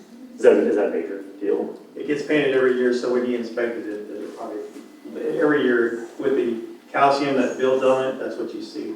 But before every season, it gets repainted, recoated. Okay, so it's not a major issue. Right now, if you go look at it, it's brand new. Basically, it looks like the calcium buildup that you get in your shower if you have a glass door, and then it has to be removed and painted over so that it looks fresh again. Okay. Thank you. One of the things that was also in there was for a UC park was improved orientation of the athletic fields. What does that mean? Are we like turning fields or? So in the future, improvements in there's going to be some modifications to the fields. Right now, if you drive in the park, the first 3 fields you see is phase 1. When you get to the pavilion area, from there to the hills, phase 2. And the back behind the hill has always been called phase 3. Because when they went out for grants, for that pavilion there. That was done in phase 2 back in the day. That has that monument there. But yes, there will be some switching in phase 2, nothing in phase 1 where the 3 fields are, but there will be modifications in the phase 2 and to incorporate what we're doing in phase 3. So like those little fields, we're talking about maybe reorganizing those or something? Yeah, rearranging that area over there, yes. Okay. On the dog park, has the Parks and Rec talked about what might be doable there? Are we looking at maybe a turf for the ground cover? Or? No. Can't sanitize turf. So there's a dog. The problem with the dog park is, like you spoke with, it gets muddy, right? But if you irrigate it, it's going to get muddy. The problem with the animals, they trample it every single day. So the only thing that I've been looking at doing is going in there with granite for coverage through there. The actual clay that we have there is better than mud. So really, it's a hard surface that we have in there, but it gets trampled. But there's not much you can do. You can put in granite, you can put in mulch. Bad thing about mulch, it kind of, when the dog does their business, it's hard to find sometimes. It gets mixed in with the mulch. So I don't suggest that. But the granite crushed granite may be the way moving forward, but we still want to have that grass aspect of it. But the way I have to do this is that we have an area that we can maintain irrigating where it's grass, but then have the granite area that the dogs typically trample every single day that they're there. So there's some improvements made there, but as the Parks Commission has tasked us to work our existing parks first before we jump into before we get to our bigger projects or even develop the new ones. We still have to circle back around to Athenia and the dog park, so that's still on our list to get to. Because the trail needs to be improved around that park there. The asphalt is deteriorated. Mr. Yost, when Mr. Yost was on council, I still remember to this day when we approved the dog park going there, he wanted to see some small pavilions on the outside of it for the neighborhood folks there. So it hasn't left. I've still got it there, but there's still more improvements, minor improvements, but there's still some there before we're done with that. but we're circling around but we're hitting all, just like we're hitting veterans and some at the same time right now. And we're still making, right now we're doing the parking lot at Red Horse Park. So there's still improvements being made at different parks. Remington and Capano, the only improvements you see there is what the developer put in. Then we still have to come back and finish those at the parks as well. So there's still a lot of improvements still to be made as we go through. What, if we were to approve this tonight, like what are the next steps? I mean, do you go off and whenever you have a budget, you just kind of find some things that might fit into this, or so is this the final say for us? So this is our guide, right? Tonight, if you approve it, it's our guide moving forward. And what we do from here is I bring you projects through the budget process, through the city manager that we present, and y'all approve it. Like last year, y'all approved the ones that we're doing this year. So it's no different. Every year will come and, I hope y'all support the parks, when I bring these projects to you, but that's what it is we bring you these projects and we're going, still following the plan that we do. Ms. Turner gave me this that you had provided her with. Yeah. You can go off of here and still see some of the things that I can read off, some of the things that we've done in here is, yeah, almost all of them, some of the things that, let's see, the playground, acquisition of Westburg, of the land at the Northview Park, we expanded that. That was some of the things. Restrooms at Meadow Oaks and Northview. So there's a lot on here that we've done in this plan, and that's what we try to carry out moving forward. And the reason I printed that, because that was from the 1997 that Ms. Eichelhart gave me. I appreciate her giving it to me. This is kind of what I was hoping to maybe get to at the end of the Parks Master Plan would be, here's a prioritized list of what we'd like to, maybe a cost figure, and then we just start attacking them as we have money. So I don't know if there's a way that the Parks and Rec Commission can work on that and give us something similar that says, here's what we want to try to do and how we might pay for it. Like this one's going to be grant funded, this one's going to be, maybe need to be a bond if we're going to do that, or it's going to be from the Port Lake and sale. Yes, that's definitely, that's a great thing for the Parks and Commission to start working on in the future meetings that we have is start putting this, once you approve it tonight, start working these plans in future meetings and prioritizing how we're going to go throughout the city on the remaining projects that we got to do. Councilmember Vaughan, in the 2012-2013 plan, we did have a similar spreadsheet that had a dollar value. We haven't done that over the last 2 years simply because that number, the fluctuation with inflation and all that is anywhere from 25 to 35 or north of 35%, so that number really wasn't telling us anything in real time or anything that was going to be real time for the duration of the 10-year horizon. So that's why we didn't include, or we just kind of stopped including the numbers on that end. But I think what Randy had mentioned is that as the commission does prioritize, the ones going forward for, the next year's budget or a couple of years, we can certainly work to get those numbers that are a little bit more tuned. Still be a nice asterisk with it, but we'll say we're not totally guaranteeing the number based on inflation or that there's that increase, but that was one of the reasons why we did not include those numbers as part of the 10-year horizon of the plan. Okay, and then just my last comment is that I think I'd like to see that before we adopt it. So I don't think I'm ready to vote on it tonight. I don't know how my rest of my council members feel, but if that was kind of planned out where we could see what in rank order specifically, I would like to see that. Thank you, Mayor. Okay. Mr. Shelley, I know Mr. Shelley has to leave. There's a member of the family that's promoting in civil air patrol. So as he has a priority he needs to go to. Mr. Goolsby and then Mr. Thank you, Mr. Mayor. Brett, great presentation. Mr. Luck, great presentation. It was good to see it, and thank you for working with our Parks and Rec group to put it together. And then thank you for explaining a lot of it tonight. I do like the recommendation of hiring a recreational program supervisor. I don't know what that looks like yet, but I think that's a great idea that we can, if we can look towards something like that, because it's somebody that is now in charge of keeping track of those numbers and trying to promote those relationships. I mean, I know that, like what Brent said, with other businesses and churches and things, just to see how it goes. I love the idea. I was kind of right up your alley with the whole splash pad issue, as far as it ranking fair, and knowing that when every time we talk with somebody about putting in a splash pad, everybody's looking for that squishy until they talk about the maintenance. So going back to the concrete, and Randy was one of the first people to tell me about this, and I disagreed vehemently. And then years later, everybody is tearing off whatever cover they have and going with the concrete. One idea that I'd heard on the social media was if you could, at your individual parks, if you could have maps or things of other parks.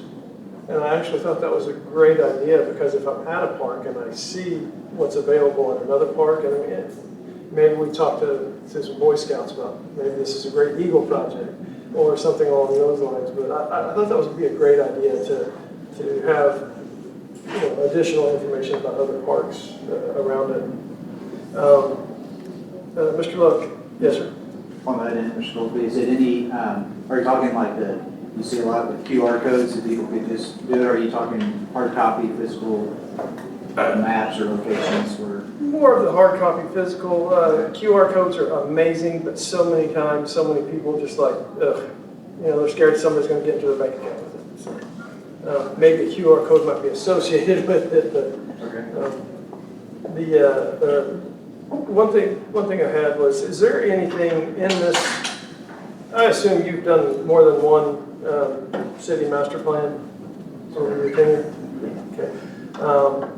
Is there something that Universal City is neglecting that you may have seen outside of Universal City that would be a great amenity that you may have brought up to our commission or to staff, and they said, no, this isn't what we want to do?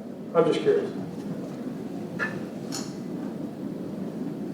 I'll kind of base that off of just some of the trends here over the last decade that you see in parks, particularly around some of the sister cities. An all-inclusive playground is probably one of the biggest elements. Randy has done a great job in making sure that city parks and specific playground units are accessible and have some inclusivity with it. But you also see a lot of where playgrounds are being developed specifically for as an all abilities or for inclusive nature. And that's not just the playgrounds themselves, it's the having them fenced in, because you have runners, special needs that, will bolt. You have places for timeout because of temperamental issues or excitability, items that they need a place to go. So that means that restrooms that in some cases might be air conditioned or have misters on the outside, timeout areas where a parent or loved one friend can bring someone with special needs that does truly need a timeout area. So it's not just the playground unit itself; it's much more involved than that. And that's one of the things that under the objectives, when it talks about the diversity and the inclusive nature, that's probably one of the big things. I mean, you see Morgan's Wonderland, of course, is kind of the spotlight that was done at a much larger scale. But New Braunfels, there's been a push in New Braunfels for at least the last decade. Round Rock has been at the forefront with their all the way part, and that's probably one of the main items. I think the city, UC is very fortunate in that a lot of the basic infrastructure you have. When you look at your inventory, you have that. Really, the only thing that you don't have is kind of the soccer inventory.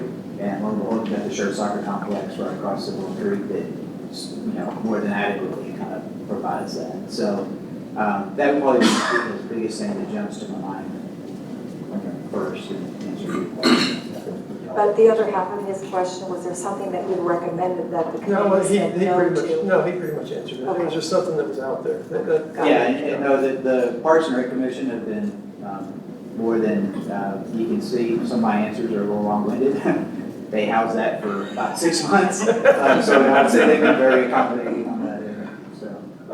And then my last one, and I'll promise I'll get it. Well, don't promise. Don't promise. Yeah, don't promise, because I may change it. We have land now across the creek. How does that play into our parks plan? So if you remember, the land that we have across the creek is in the flight path of Randolph Air Force Base, and we had worked with them to make that so that there would not be any housing units in there, but they allowed one in there. Part of the agreement that they have is that they will not put parks over there. They will not have open space over there because they don't want it. They don't want large congregations of people in one place. You go out to Orchard Park and drive through there, you'll see that on one of the roads, I don't remember the name of it, it's not Mondavi Crest, it's the one in Behringer, I think, further back. And you'll see this huge open swath of land right in the middle of this subdivision, which you think should have been a park, right? It's not. It's just an open field that has to be done because Randolph does not want parks in their flight path. Yeah, that's pretty much the way I felt, Mr. Brown. Sometimes we don't have a choice though. Yeah, sometimes we don't have a choice. But thankfully, those people that live over there will have great access to the open space that we have along Cibolo Creek. That'd be fantastic. Yes, absolutely. Thank you, Mr. Mayor. Mr. Brown. Thank you, Mr. Mayor. Of course, I do have some comments. Mr. Luck, thank you very much for coming out tonight. I'd also like to recognize another group real quick, and this is related to the Parks and Recreation Committee, and that is the efforts of our Parks partners and all of the donations and grants that they have given to us. Mr. Jerry Geyer led that honorably for many years and then passed it off to Ms. Lori Putt. So wanted to thank you both for your stewardship of those programs over the years. Unfortunately, Ms. Putt had to take off earlier, but kudos to her.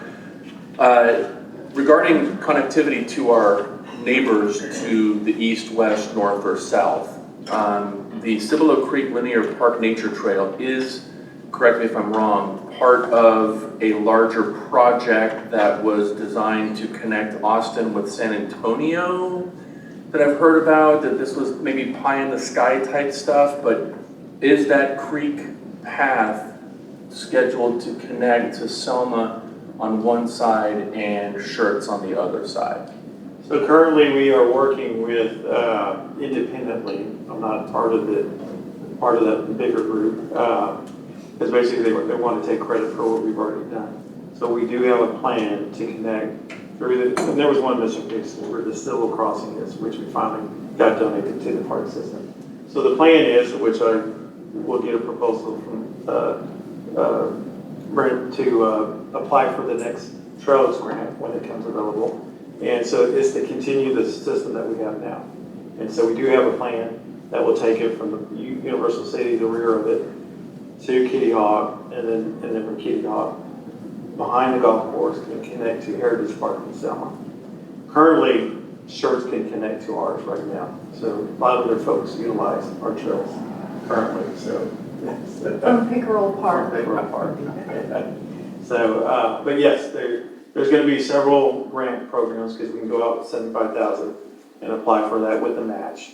And that's how we did the first phase. It started at Veterans and to Universal City Park. So, but some of that I had to acquire. We didn't acquire, but we had to get the land donated. And there is one obstacle. It's called the cliff.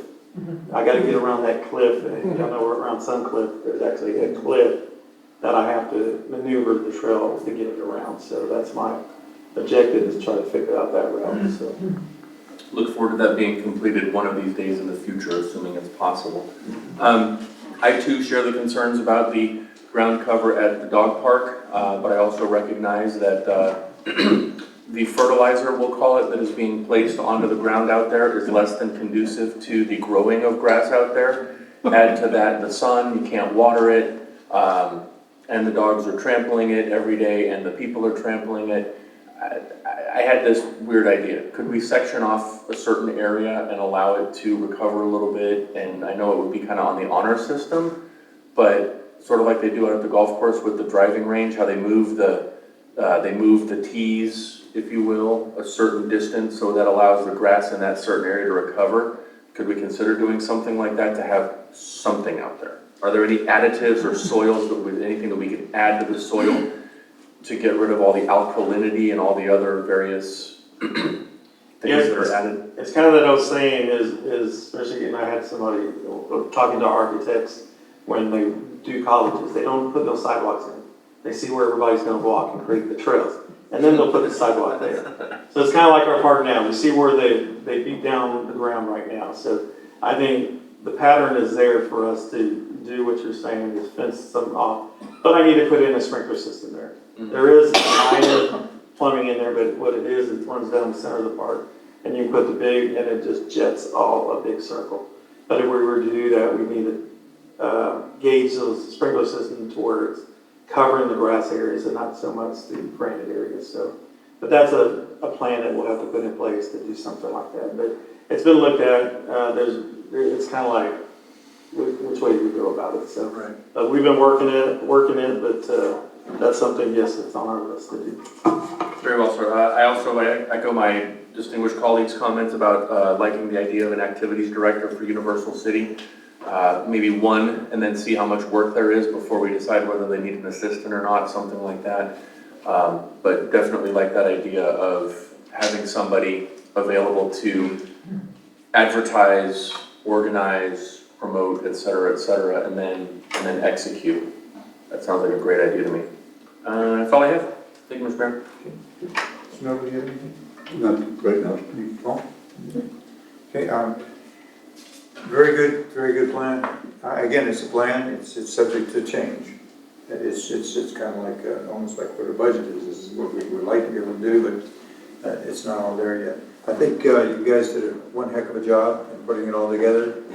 And I hear what Mr. Vaughan is saying about monies, and I think what's going to happen is that anything that's going to occur as a result of this plan is going to come before council anyway with the finances laid out. And to ask them to put together, is my opinion, put together some financials with each of those priorities at this time would be very difficult to do. It'd be hard to do. But again, that's your guys' call. So what we have here is a comprehensive plan. What they're asking for is our approval. Move to approve. Plan itself. Second. Motion by Councilmember Goolsby, second by Councilmember Buck. Discussion further? Anyway? All right, Kristen, call the roll, please. Councilmember Goolsby. Aye. Councilmember Buck. Aye. Mayor Pro Tem Neville. Aye. Councilmember Najarian. Aye. Councilmember Shelby. Oh, I'm sorry, I stepped out. Yes, Councilmember Vaughan. he's excused. No. Okay, that vote is 5, not 5. 4 to 1. 4 to 1. 4 to 1. Okay. I understand what you're saying, Mr. Vaughan. I totally understand that. I think at this juncture, it would be very difficult to go into and ask them for some financial looks at it right now. We're not even into the budget process yet. You're getting into it, but we'll see what happens. Okay, thank you very much. Thank you very much. Thanks for your efforts. Yes, sir. Thank you. Members of the commission, thank you guys for what you do. We can't do our job without you guys, so it's really important. You're very helpful to us, and we really respect your participation in city activities. Thank you very much. Okay, that closes our business for this evening, so now we'll move to our city manager comments. Thank you, Mayor. I have a few things reminding you that Saturday, May 6th is the famous fire cake pancake breakfast at the fire department, 7 a.m. to 11 a.m. Also, another fun event we have coming up, this is the first, it's called the Family Glow Dance at Olympia Hills. It's Saturday, May 13th from 6 p.m. to 9 p.m. Of course, that is always open to all ages. Thursday, 25th of May, we have the famous luau at Olympia Hills. If you've never been, it's a lot of fun. It's next to Fiesta. It's probably one of the most well-attended events that we have. So if you want to see, pineapple and fire and grass skirts and coconut tops and all kinds of other things, that's the place you're going to want to be, and that's from 5 to 9. That is also a family event. I wanted to thank Councilmember Vaughan, Najarian, and the mayor for attending the ribbon cutting for the Hallmark store. I wish everybody was still here and had a chance to hear about the expansion that they've done It went from being a national corporation to be a locally owned store. They added 1,000 square feet and have done a fantastic job. Still have the cards, but have converted into a magnificent gift store. I know I spent plenty of money the first day I was there. I put email to the council, and I put on the chair of everyone here this evening the library summer schedule for June and July. I did it for two reasons. One is because that staff spends a tremendous amount of time with their volunteers getting these events organized and attended. And as you can see, they have events for all ages. I know everybody says the library events are for kids, but they're not. If you look, there's adult events on there. There's 8 senior events that are planned. And so I hope everybody would take time to look at that and attend to some of those events. Also, we have 5 new babies in the cities tonight. They are not human, but they do hum, and they are called generators. So as you know, in our ARPA project, one of the big items that we had was generators for our critical infrastructure, our water and our sewer, and some of our buildings. So the ones for the water and the sewer arrived today, 5 of them, and so we're getting ready to get those installed, and then we're waiting for the 4 more, but the 2 big ones, right, for the library and the golf course. The next 4 are the big ones. And when we say big ones, we mean the ones that you see out back when you drive around the building. The other ones are a little bit smaller. So we are expecting 4 more babies at home at some point. And that is all I have for this evening. Thank you, Mayor. Okay. Yeah, the Hallmark folks have been around 50 years, at least 50 years. And that's pretty awesome. They're one of, if not the longest tenured group I think we have in Universal City. Simple's probably would beat that, but they're no And Pronto Printing. Pronto Printing. Really great establishment. If you haven't been in to go, you'll really enjoy it. Fair? Thank you, Mr. Mayor. Just wanted to say thanks to our Parks and Rec. Y'all are awesome. Just doing an incredible job. That is a great plan. I appreciate the time and efforts that y'all put in on this. So well done. Just excited to see how Saturday turns out. I apologize. I will be out of town with a for the long time commitment. So I'll just. On which day? Saturday. So. Okay. This coming Saturday. Yes, ma'am. Thank you, sir. So just looking forward to seeing how everything turns out. Thank you, Mr. Mayor. Thank you, Mr. Mayor. I echo the sentiments of my distinguished colleague in thanking our Parks and Recreation Committee for everything that they did. And Mr. Taylor, since you're sitting here in the audience as well, I would be remiss if I did not recognize the significant contributions that you made to our wonderful community over the years since you turned over such a great program to Ms. Turner quite a few years ago. So thank you for everything that you've done in supporting our parks and recreations over the years. As everybody knows, I am the historian, at least for this last meeting, because I will come up with some other new shtick for 2 weeks from now that will celebrate my 1-year anniversary of being on this council. The first taxi service to operate in Universal City was approved in May of 1963. It was operated by Mr. Talley and was called Randolph Taxi Company. Some of you may have ridden in some of Mr. Talley's taxis.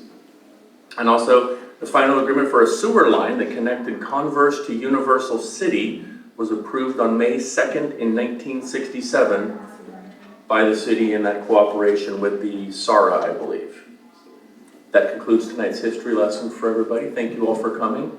I also appreciate all the participation of the residents of Universal City coming out here to be involved in the goings-on of our city and being civically involved. Kudos to everybody that's coming out for this. Thank you, Mr. Mayor. Thank you. Mr. Neville. Thank you, Your Honor. Wagon Crossing, the Cimarron Park and Clubhouse. I can't wait for it to get finished. If you haven't seen it recently, it's a beautiful parkscape for the kiddos.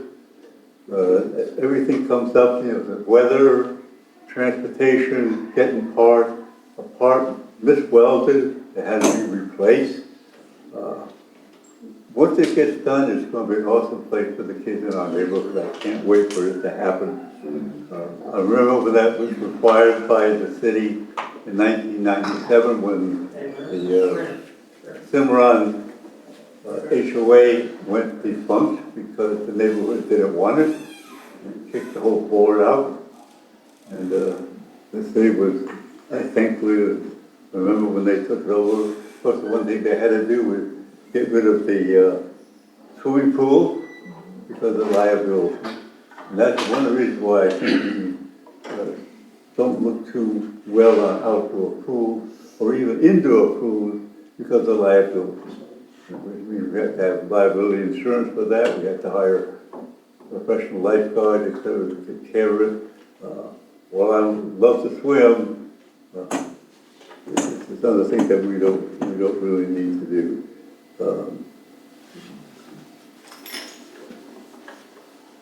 It's been out of commission for a long time, but I'm waiting for it to open up. But the clubhouse there is amazing.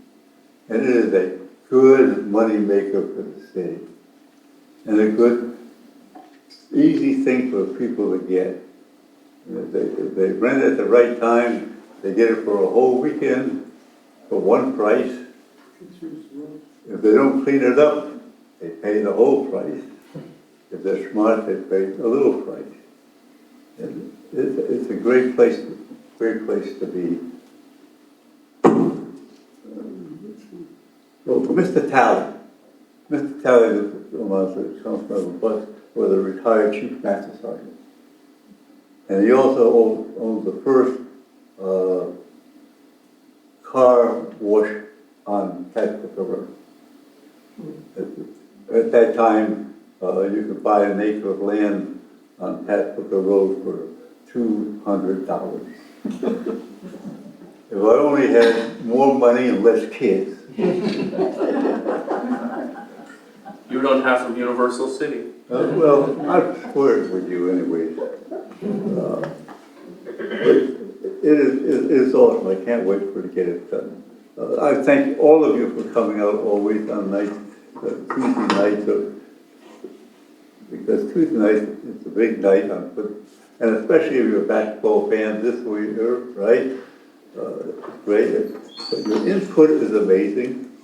What you have to say and what you give to us is very, very helpful in our deliberations up here.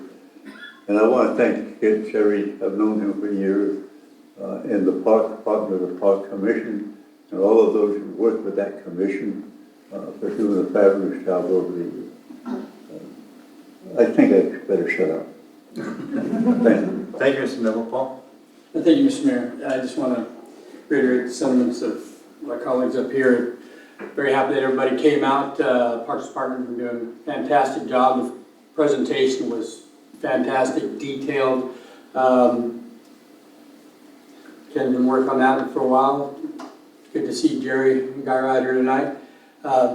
Very proud of our parks and what their potential is and what they're going to become in the future. So really happy to see all that come to fruition.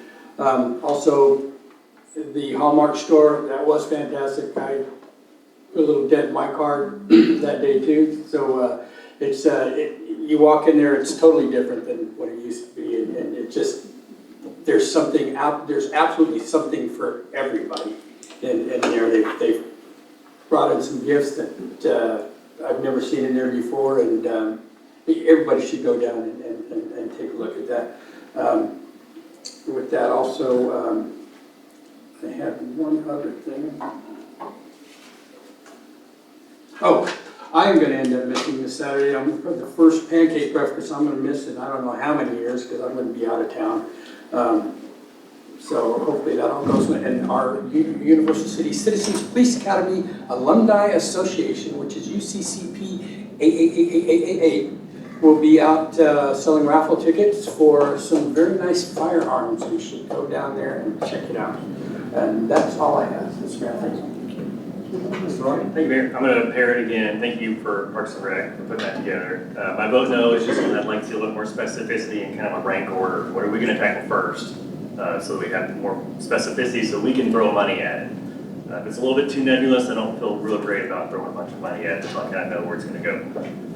But Ms. Bowman brought up the safety concerns in the report, and I know Mr. Rubel's talked about the speeding that he's heard in the past, and I wonder if my council would be interested in inviting the police chief to a future meeting to give us state of the police department, tell us how it's going, how their staffing is, and if there's anything we can do to help make it better. Anybody interested in having him come give a report to a future meeting? I can work there with the city manager for sure. Input sometimes from staff, especially some our departments, is very valuable. And I don't think we need to get a consensus to do that. I think I can ask that with the city manager, we can get that day. Okay, great. Thank you, Mayor.